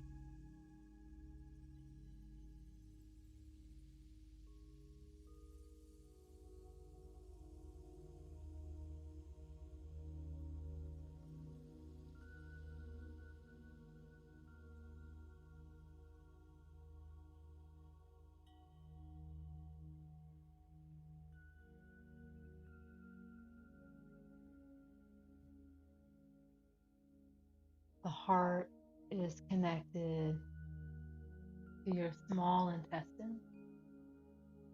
The heart is also connected to your pericardium. It has a heart protector. So as you're connecting here with love, you're connecting with your emotional center. You're connecting with your all things cardiac, with the circulatory system, with your blood, and with your emotional center. So for now, just seeing this beautiful, loving, compassion, joy, ecstasy, bliss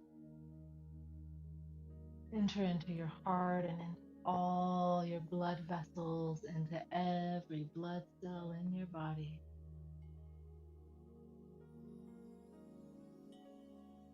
Elevating you, uplifting you, filling you with joy.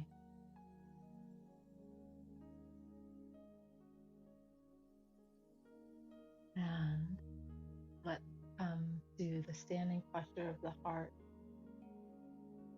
which is called holding the golden urn. like holding a chalice. Your fingers, the your meridians for your heart end in the palms of your hands and your fingertips. So seeing yourself connected to fire and connecting to the sun, right? And the sunlight streaming down into your fingertips, down into the palms of your hands, down into your heart, and have a soft smile on your lips, on your face, as you stand as this open-hearted, lifted, joyous, wise woman healer, filled with light and love.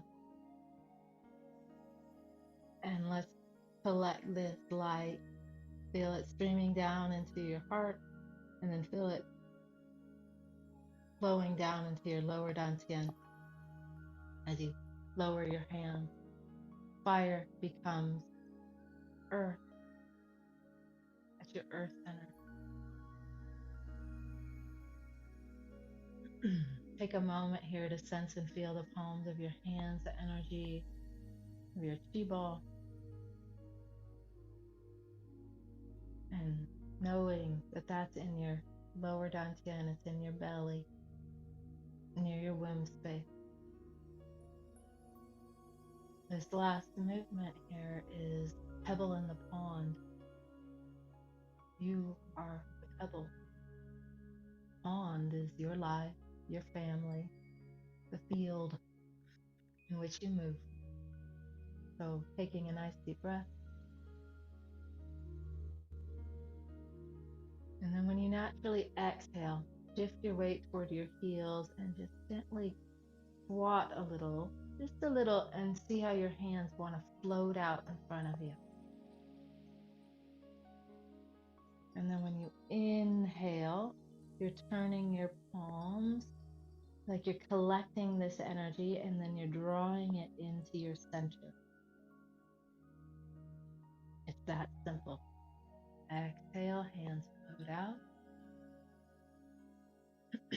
Inhale, hands gather energy and draw it into your center. We are connecting to the highest frequency of the earth element, of being centered, of being harmonized, grounded, peaceful. We're connecting with the most beautiful, bright yellow. We're connecting with our spleen, which is connected to your stomach and your muscles and your mouth. All things digestion.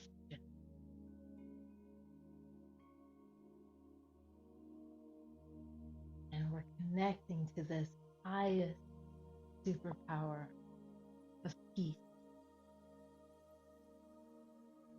of nourishment, of intuition.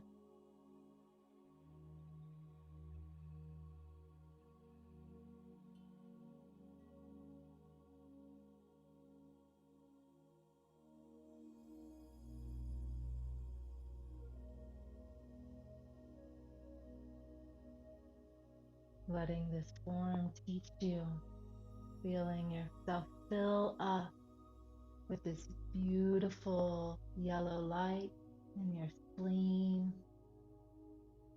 in your muscles, in your stomach. As you stand in your center, stand in your truth as a wise woman. Knowing that what's happening here, when your hands float out, these are the ripples you're creating. So the question is, no matter what you do, you're going to create ripples. So what is the frequency of the ripple that you're creating? Are they frequencies of being worried and stressed out all the time? That sends ripples out. Or being in your center, trusting, harmonizing, and being integrated, that sends a different frequency out. And what happens is you send your frequency out and then it comes right back. And so, how do you want to be fed? How do you want to be nourished? How is your presence nourishing others? It's a choice.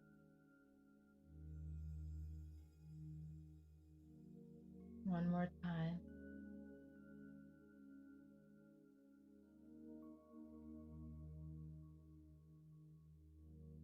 Bringing this all back to your center.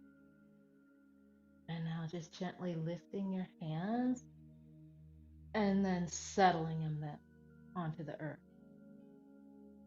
You feel, just settle your hands wherever you feel that place. You can feel where the earth just rose up to meet your hands. Your hands are just sitting on that earth field.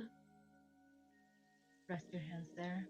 Let the earth rise up and meet your sacrum to offer you a stool. Your weight is shifted toward your heel. Top of your head is lifted. You're breathing into your center, attuning to the highest frequency of the earth element, of intuition, peaceful harmony.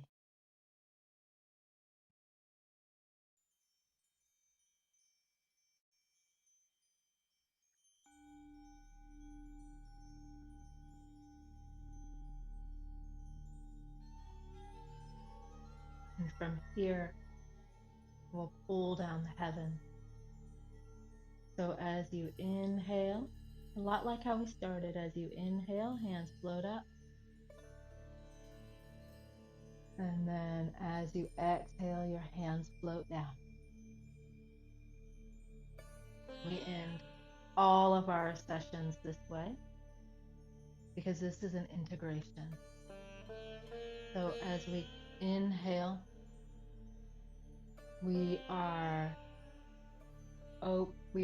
in the space of integrating this entire experience.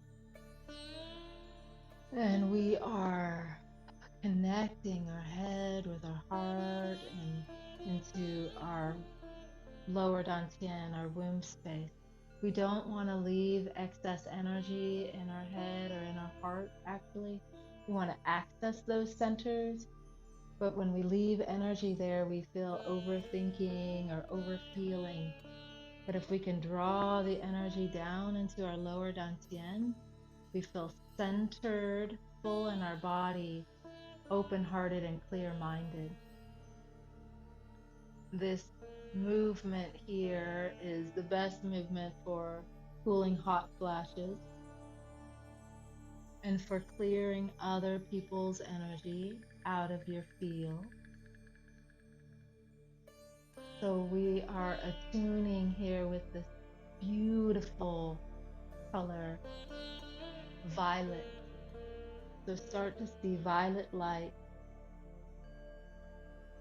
and you see violet light in your three centers of power, which in Qigong we call our three treasures. We're harmonizing our three treasures. The treasure of our consciousness, the treasure of our love, and the treasure of our presence.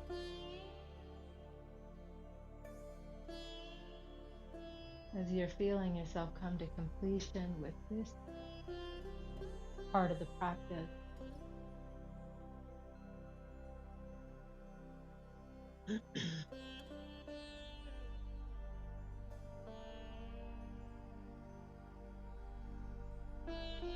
so from here, we're going to lift our hands and bring our feet closer together.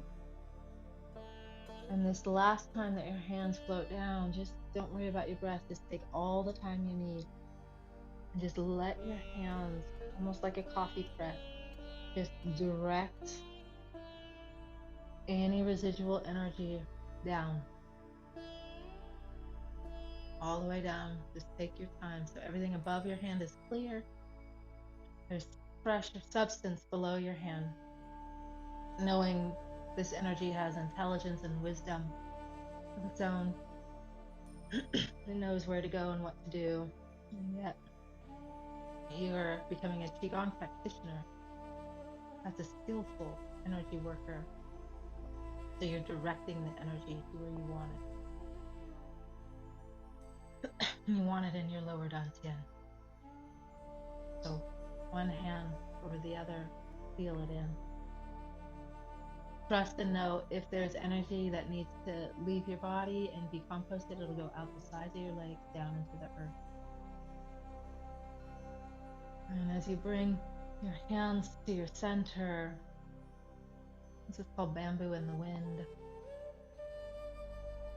All these 5 elements are spiraling into their center, feeling your organs filled with light, your lungs pearly white, attuned to courage, feel your kidneys beautiful blue, attuned to deep trust, your liver brilliant green light, attuned to abundant kindness, your heart beautiful red, attuned to joy, bliss, and compassion, your spleen beautiful yellow, attuned to nourishment, peace, and harmony. And then in your 3 centers is a beautiful violet color, and all around you are sparkles of gold and white light. As you're activating your luminous body, standing as a wise woman, we're going to bow out of this section. So, right hand makes a fist. This is your yang hand. You're willing to rise up. You're willing to go for it, right? Your left hand covers it. This is your yin hand, the one that understands right timing, reverence, respect, humility. Bring this to your heart. Your heart has the capacity to hold both yin and yang and the paradox of it all. Embrace the beautiful mess of healing. And we bow. And as we bow, we're bowing to each other. We're bowing to the practice. We're bowing to the element. We're bowing to the medicine in the circle. We're bowing to our teachers, and the teacher within. And I invite you to inhale that into your heart and step back across the threshold. And while we're in this space, I'd like to talk you through a very short guided meditation. So if you'd like to find your seat,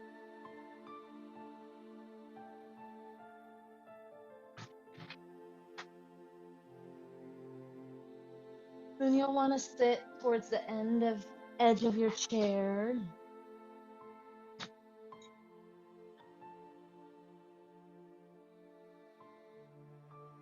This is a very simple, I'm going to scoot back for you to see me a little bit. Okay. Let's bring our hands down to our lower dantian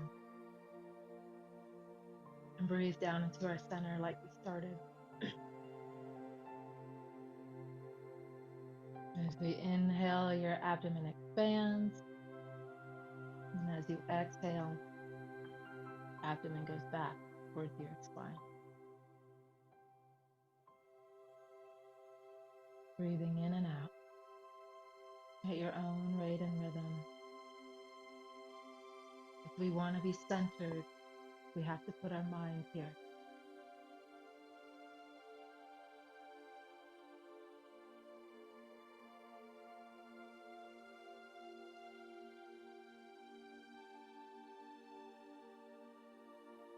Now go ahead and place one hand on your chest and the other stays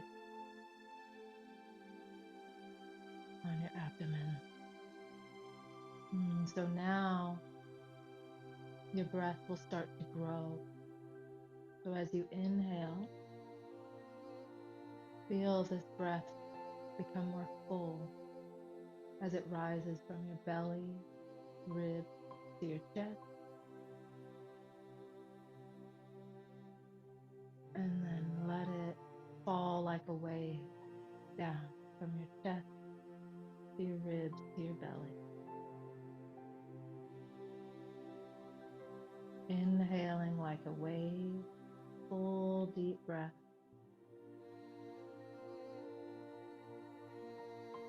Belly, ribs, chest. At the top of the breath, notice there's a pause there. Allow that pause. And then exhale down. Chest, ribs, belly. And notice at the bottom of the breath, there's a pause.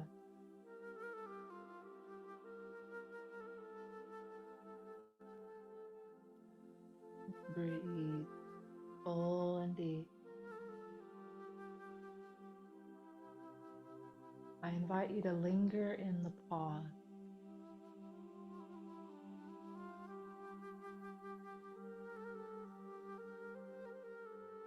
Wise women and healers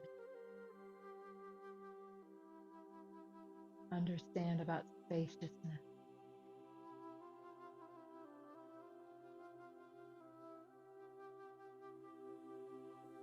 Wise women and healers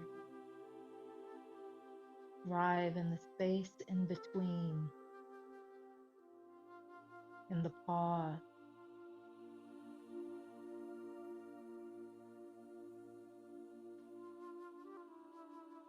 Connect to the silence in the pause.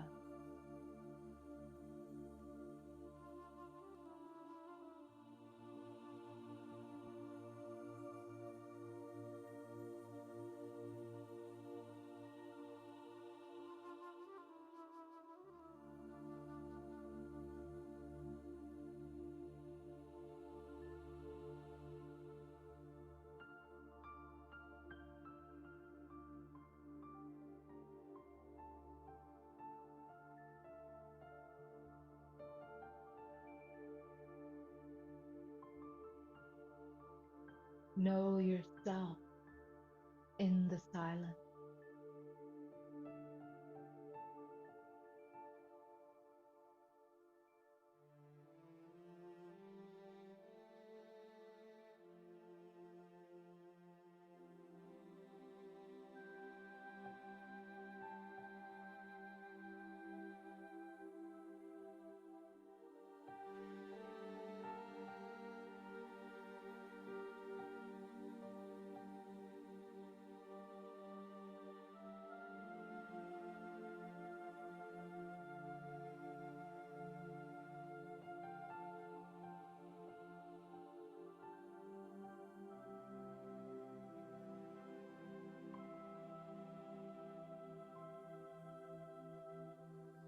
And now,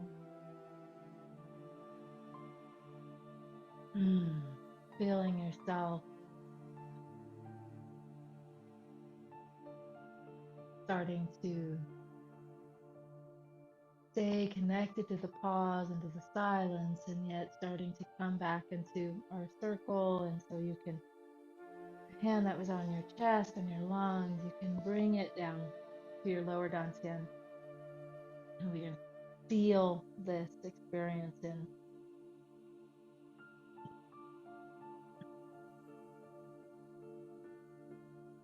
Beautiful.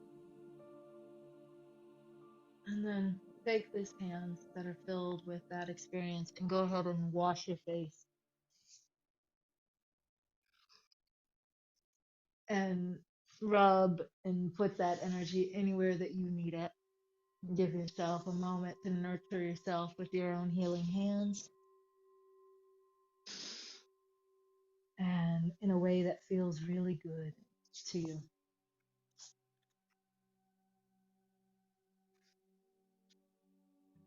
And we are about to transition into our time for journaling. We're about to transition into our integration little bio break to get a sip of water, go to the bathroom, and then we'll come back for shares. But I have a few questions for you to contemplate as you journal. And one such question is, how are you feeling right now?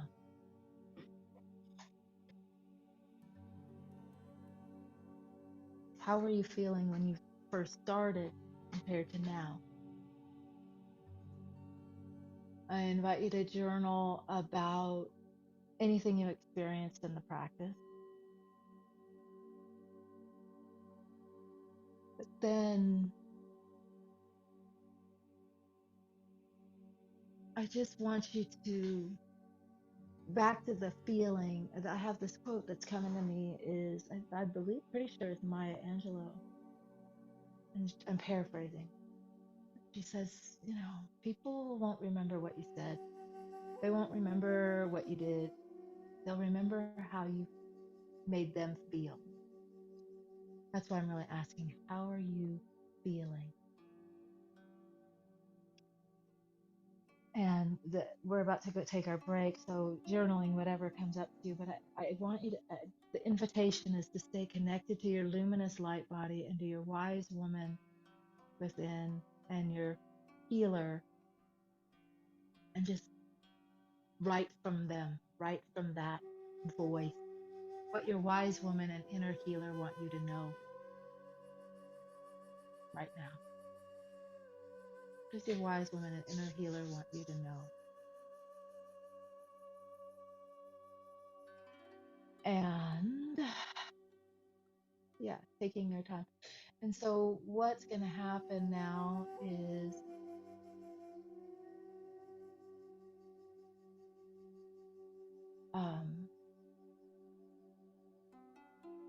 beautiful. That's beautiful. What's going to happen now is okay, a couple questions. We are going to end at 2:30. So we have to just take a short little, this is I wanted it to be longer, but we have to end at 2:30. So we're just going to take this short little break right here, 3 to 5 minutes, and then we'll be right back. 3 minutes, ideally.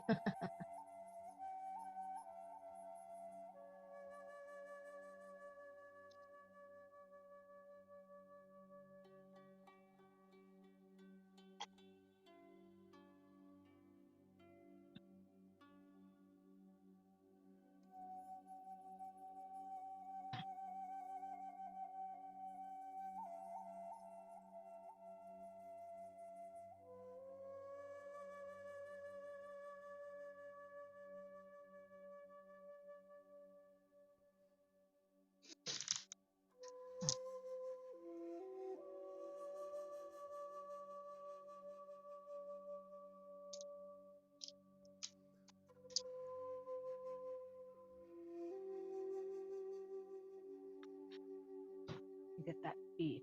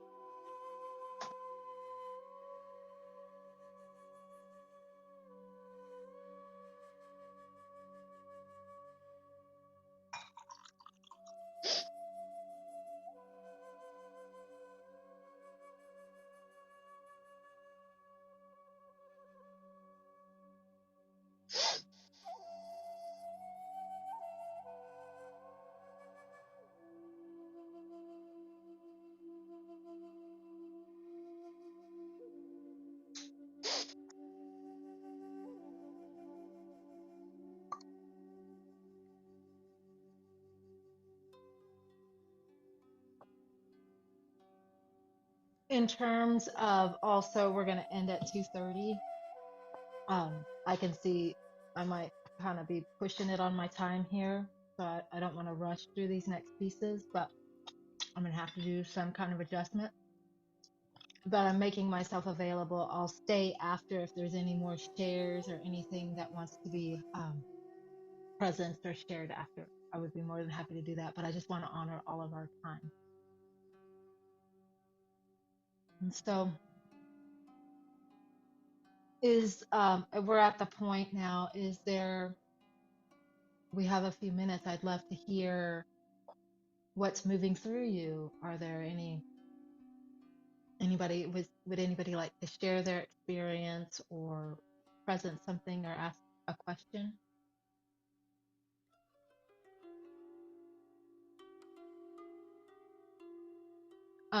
I'm seeing in the chat while you're formulating your questions, somebody asked about the healing sounds. What was the question? You were unable to hear them, probably because I'm not feeling very well. Um, I'll just say this. There are 6 healing sounds. There there are many traditions, and so the sounds might vary between tradition. Um, the the sound for the lungs is zzz. I'll write it. Let's see if I can do that real quick. It goes like this. That's the lungs. Zzz, white pearly light.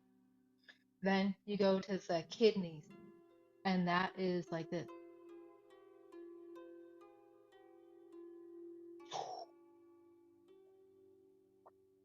Then you go to the liver, and it sounds like this. Like you're saying, shh. And you go to the heart. It's either ha or ah, depends on the tradition. Heart goes to spleen, and that's ooh. And then the triple warmer, that violet flame one is ee. And now there are 3 levels to the sound. When you want to work the physical organ and you want to create a lot of vibration in the physical organ, which I did not want to do today because I would have started to cough a bunch, you just do it audible and loud so you can feel the vibration. But then you can do these same sounds and just turn them more into a whisper. And then you're clearing those emotional levels. You notice how we started and we cleared all these negative, these more dense feelings, and then later we attune to the highest frequency. So those are like on an emotional level. And so you would just do it like a whisper. And then when you want to clear like the spiritual dimensions, you make the same sounds, but you do it inside your own mind. So externally, people aren't really hearing you, but you're still doing the sound to have a spiritual cleansing of that organ. Is there anything anybody would like to share or ask or weave into the circle?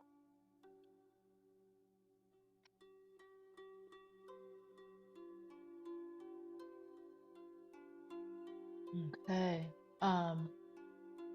I'm seeing that some people are Michelle's feeling calm. Thank you. I received that healing presence. Thank you. Um, okay, let's see, Carla. I have a lot of grief and pain from the passing of my mother. I've been numb. So I experienced a release of tears and also a warm, comforting energy. Let's just hold our sister Carla and her grief and honoring the tears and the comfort that comes.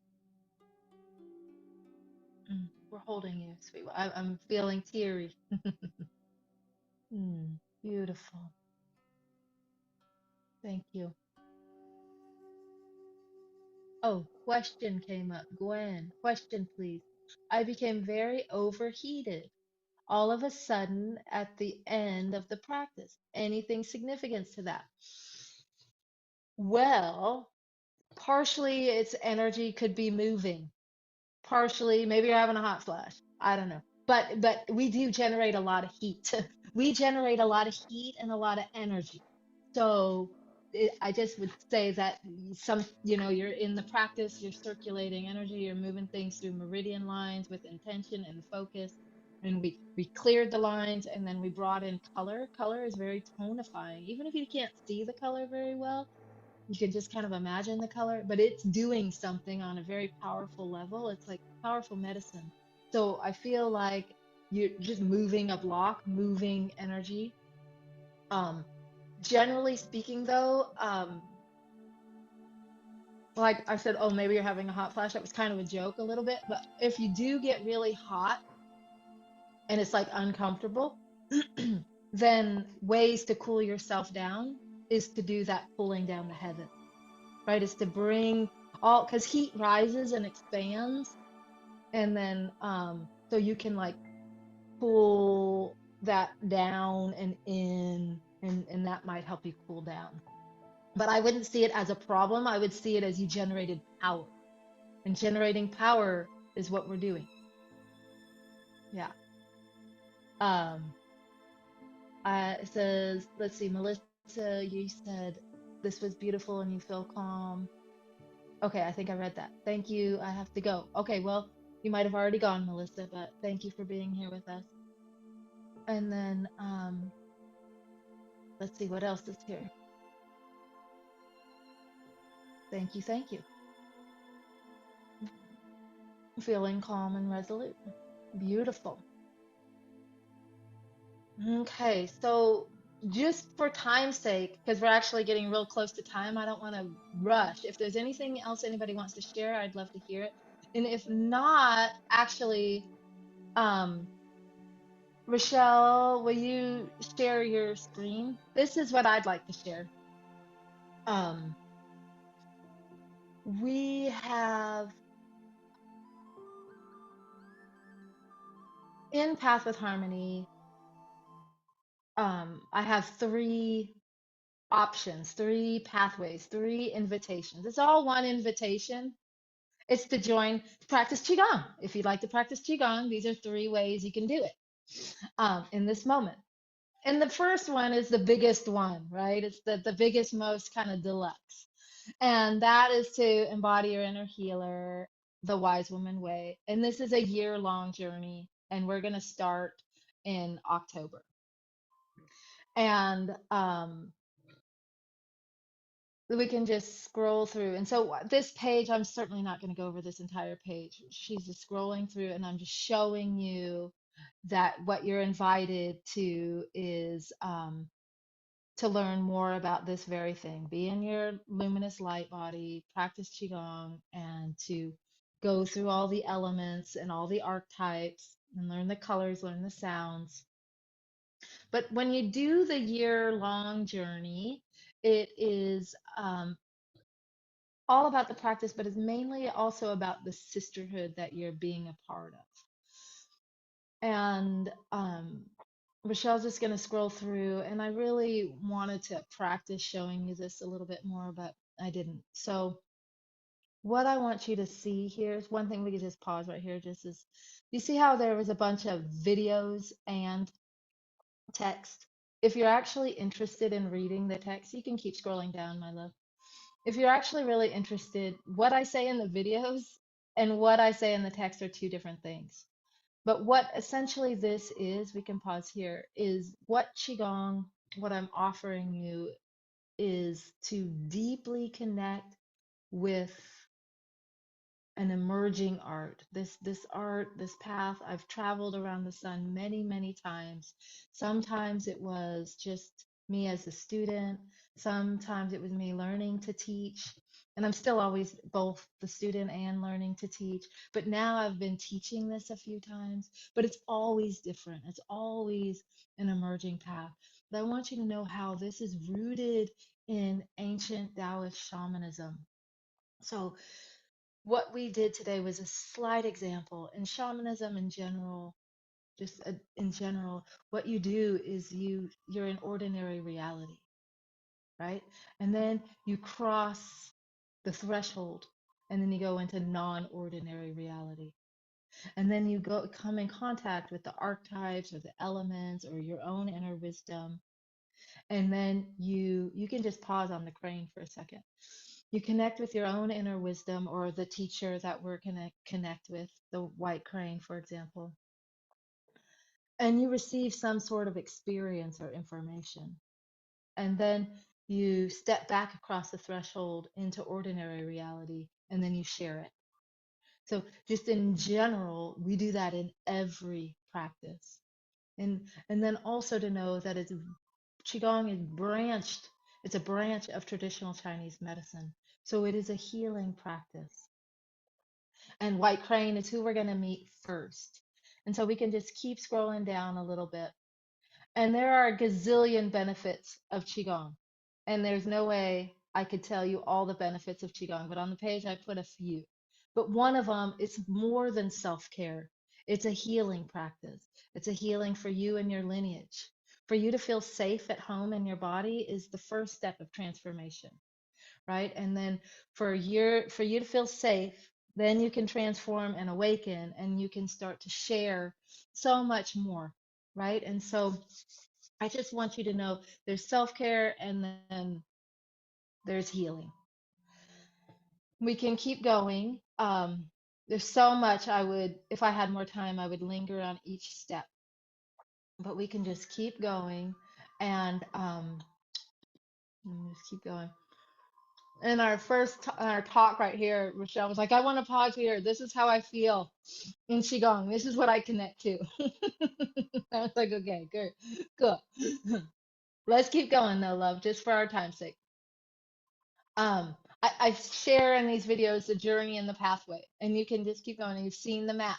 So the map today, we can pause right here. The map, we did this external, and then we're going to go internally. And so when you keep going, we can see, you can scroll down. We'll meet all these, I tell you the pathway in so much more detail. We'll meet the deer, we'll meet the tiger, we'll meet the dragon, we'll meet the monkey, we'll meet the bear, and more importantly, you'll meet even more your teacher within. But the structure essentially is we start, our first session is a ceremony. We have 8 weeks. We do an 8 week session. The first one is a ceremony, the last one is a closing ceremony. Within there, that 8 week total, we have our practice. And then we have 2 weeks of integration. Then we do the next session. Opening, closing ceremony, 2 weeks integration. Next session. We do that 5 times a year. So there's always integration. You can keep scrolling. Because integration is so important, we overskip that part. And I wanted to show you the labyrinth because it's not a maze, it's not a place you'll get lost. There's an entrance and an exit. And let's keep going. We probably can just get all the way down to, let's just go all the way down to the bottom. And you'll read all this stuff about, oh, I guess one thing, yeah, one thing, let's go back to this green right here. One thing I want you to know about this is like this is intended, whatever pathway you do, this is intended to be supportive of your other practices, of your work schedule, of your other sacred commitments, and of your things you're already committed to. So at a minimum, it's an hour and 30 minutes a week for the 8 week session, and then you have your 2 weeks off. Ideally, you'll work these into your life and into your schedule as needed, but that's the commitment is an hour and 30 minutes. And then we can keep scrolling, and you can see I break down each season and each session, what happens in each one. You can just keep going. You can see the metal, the water, the wood, the fire, and the earth. and then we can keep going. And so what's included, essentially what's included primarily is, and you can scroll down where you can see the bonuses, so we can see right there, cool, is the sessions. We're going to be in Sisterhood Circle. But your bonus is what's included is a learning portal, and a learning portal is like our meeting ground. When we're in session, I don't have time to teach you all the nuances. I just have time to really transmit. We'll stitch in, we'll do the practice, and then we'll stitch out. And then your learning portal, that's when you have the extra meditations, the learning practice notes, and the replays, and all the extra. There's always going to be some extra something I create. And this way, the learning portal is not intended to overwhelm you. It's just intended to be a resource place. So I can create a bunch of content and I can put it somewhere and you can access it when you want to. And then when you scroll down, you see the schedule, and we'll just keep going. We'll just keep going. The schedule's all there. Um, this is showing you how much I see you. This will amplify every single thing you do. This is not a class. This is a transformational experience. And then keep going. And then, so you can keep going. We'll go all the way down to the heart contribution. This is the investment of the regular price is 2000 whatever, $2,200. There's a typo here. This says $200 off, but it's really $400 off. So if you use this code, you'll get this price, $1,800. And you can do one payment or 5 payments, and the code will work for both of them to take it down. And then you can scroll down. We enrollment closes on October 23rd because we start on the 30th. Okay, let's go here. Now we can pause right here. Second option. The people that are joining the year long, one thing I am aware of is they've known me for a long time. They've practiced with me for a while, and so they went through the second option that I'm about to tell you, and then they said yes to the first option. So the year long. So I really just don't want this to be any pressure, and I just want to find ways to open it up. So what I'm going to do is the second option is we all just start together in October and we go through the first season, and then you reevaluate at the end of the season if you want to keep going. So what happens is you have multiple entrances and exits. Each season there's an entrance and an exit, and that happens 5 times a year. And you can choose to come to some or to all. That's up to you. But you can decide what works for you in that time. And so you don't have to make a huge decision and commitment right now. But then there's those of us, like for me, and I know Rochelle, and I know some other women that are stepping in. We've already gone through the place where I don't need to make the decision anymore. I know this is what I'm doing. So I said yes one time rather than having to evaluate 5 times. But we're all in different places on our path. So maybe you want to evaluate and see if you want to just start and then assess after each season. So that's the option. You can still use the code and it'll bring this down to like $300 or something. I can't remember the price. And now, let's just scroll real quick and see what else. Oh, we can go, if you wanted to upgrade and work with me one-on-one, you can, but I think we're close to time. So, yeah, we're close to time. So what I want to share with you now is invite you to look at this page. There's a lot more, and I want to just go to the third option. The third option is like on demand. And so on demand, these are all pre-recorded. These are already here. And so what it is you just get the practice. You get the practice, you get the learning portal, you get the notes, and you get the meditations and all the extra. But what you don't get is the sisterhood, right? But if you wanted to, maybe you're not in about to start autumn, you're about to start spring, and you want to just do the spring practice, you can just get the spring practice. It's a fraction of the price, and you can start whenever you want. And maybe you already have sisterhood circles, and you can just work it into your life in any way that works for you. So those are the 3 options in your email. We can stop sharing the screen now because I need to see what time it is. In the email, you will get all those links and all that stuff. I just want you to know that there is no pressure. I don't want to stimulate your central nervous system to feel like you have to make some decision. The early bird there is just to give you incentive, and the cutoff date is really just because we're starting. And if you want to join us, this ship is going, and we'd love to have you. Um, Okay, looks like we only have a few minutes left. So let me just share one little piece with you. And then those that have questions or anything will stay and ask me some questions. So let me just share. I promised I would share something new. And I said in the very beginning, this is for the womb priestesses. Okay? So one more piece. I've never shared this before. This is awesome. So these movements have layers and layers and layers of meaning. So when you sign up for the uh, that quiz, you'll get follow up with this videos called the 3 layers of meaning. So this also has 3 layers of meaning. But let's just do this. We're gonna have to just do it in just a few times just for planting the seed. So you remember when we started like this? And we come here? Now, just go ahead and land. You landed wherever you are, right? You're looking over your shoulder. Now, one hand in front is palm toward you, and the hand in your back, the back of your hand is on your skin. What I want you to do is I want you to gently turn from your waist, and as you do, you're gliding your hands across your belt channel.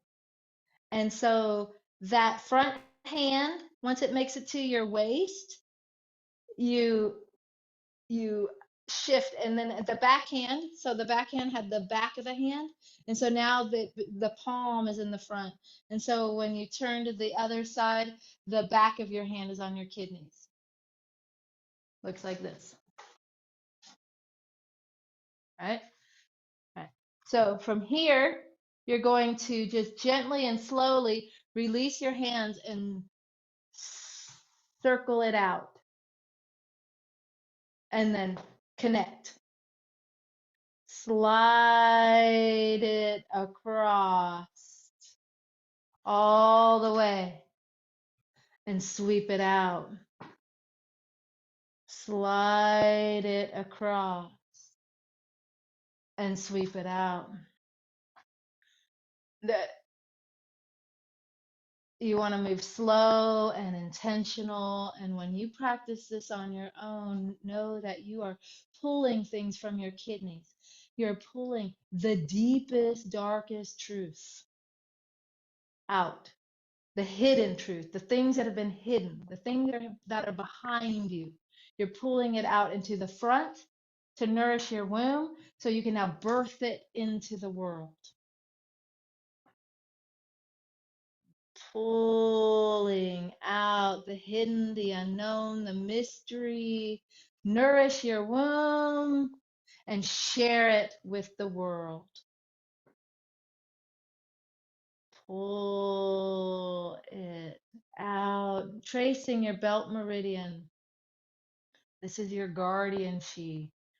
Tracing your belt meridian, and now sharing your womb with the world. And now we'll just do the other side for practice. So just slide your hands over, okay? And just feel your hands intentionally as you're turning from your waist. Slow down and viscerally feel your hands gliding across your belt channel. Gliding across, and what you're doing, you're bringing water from your kidneys, and now you're placing the water into the earth of your lower dantian, right? You're watering the seeds that are planted in the earth, that are planted in your womb, and then now they have room to grow. This movement is for so much more than that. This is a primary movement for women's health, for irregular periods, regular periods, for fertility, for prolapse, for any sort of uterine health. This practice is a kidney practice which helps restore yin energy. And as we go through perimenopause and menopause, we have depleted yin. And when we have a stressful life, we have depleted yin. So this helps restore our yin energy, nourish our womb, and bring our sacred work into the world. Last one, wise women, healers. Hmm. Thank you. Thank you for um, staying with me. I think it's time. We're right at the top of the hour. And I just want to, I just want one more thing. I just one more thing. I want to say goodbye and thank you so much. But I want to read you one more quote, and then we'll stitch out. I promise. One more quote. Okay.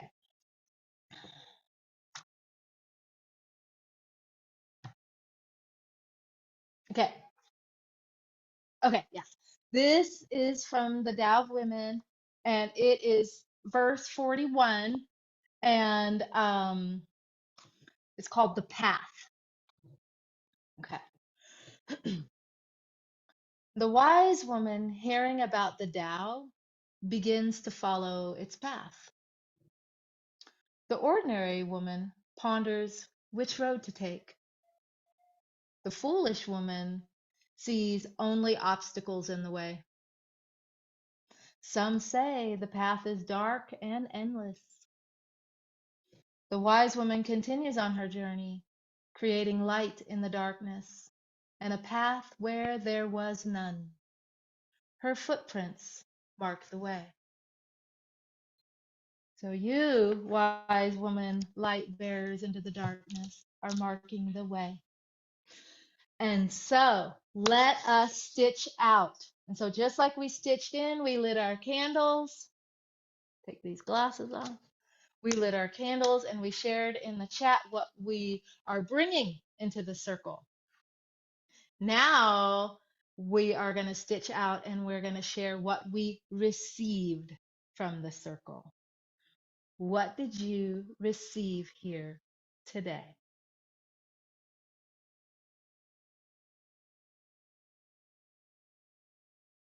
While you're typing it, and or you can say it voice to voice, but I'll share with you what I received. Since I'm not feeling well, I received the opportunity to do less. Like I didn't have to project or perform, or I got to slow down and I got to receive support. So thank you. I received support.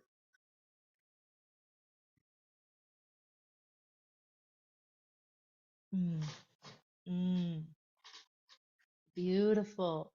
Lots of love and hope and nourishment, and even more love and more hope and gratitude and acceptance and releasing and calm in your body. Mm, what a beautiful circle. What a beautiful circle. And so we're officially closed. I feel pretty good that we're finishing on time. That's very good. And I would love to stay on here though. And for anybody that has to go, we're gonna bow to you and any sisters on the replay. So grateful that you were here. Your presence was felt. And saying goodbye to those that are bowing out. And if there's anybody that wants to stay and process and ask questions, please stay. Mm. Yay. Thank you.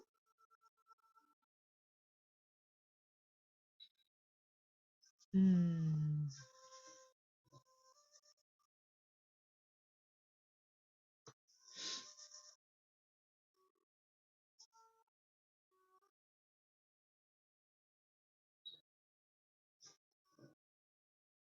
Mm. Well, some of us are here. Might be putting something in the chat. Would love to stay, but have another commitment. Thank you. And then Carla, you're asking a question.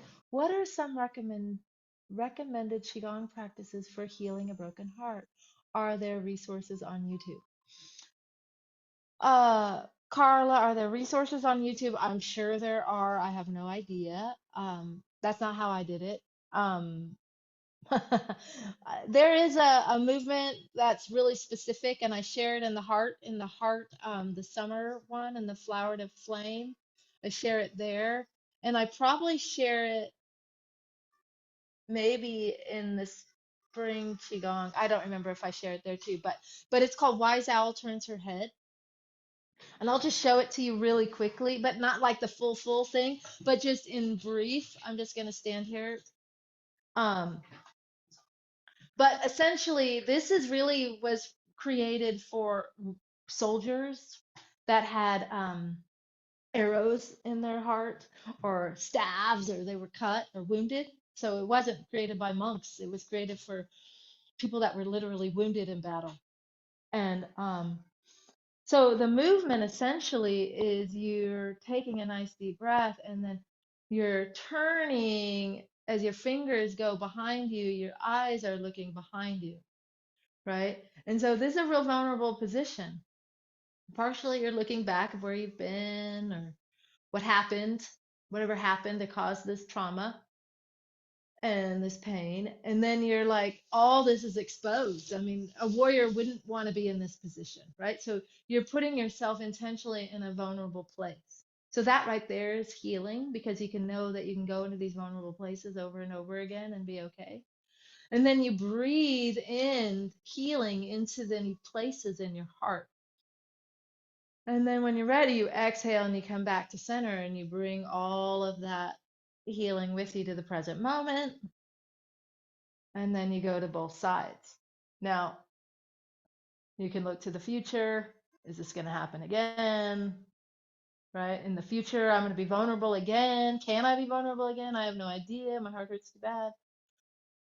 But then you bring the possibilities of being able to have a whole heart in the future and bringing it in. You always have a whole heart, but it's a painful heart right now. And I know that sounds really simple, but I have done that practice many, many a time with the intention to heal my broken heart. And so I can say it was not fast, but a couple of years, after about a year of a really severe broken heart, I definitely felt a lot better. It's a couple of years now, and I'm like gazillion times better. Which in the time I couldn't imagine being better at all. So that's how I did it. That's one movement that I did. Did that answer your question? Okay. Thank you. Is there anything else or anyone else? Or are we about to be complete?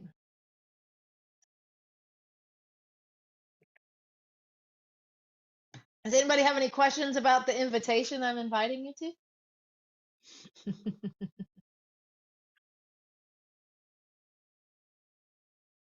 Okay. Well, it's seeming like we're complete, and so we are going to bow out. Okay. I'm going to stop the recording.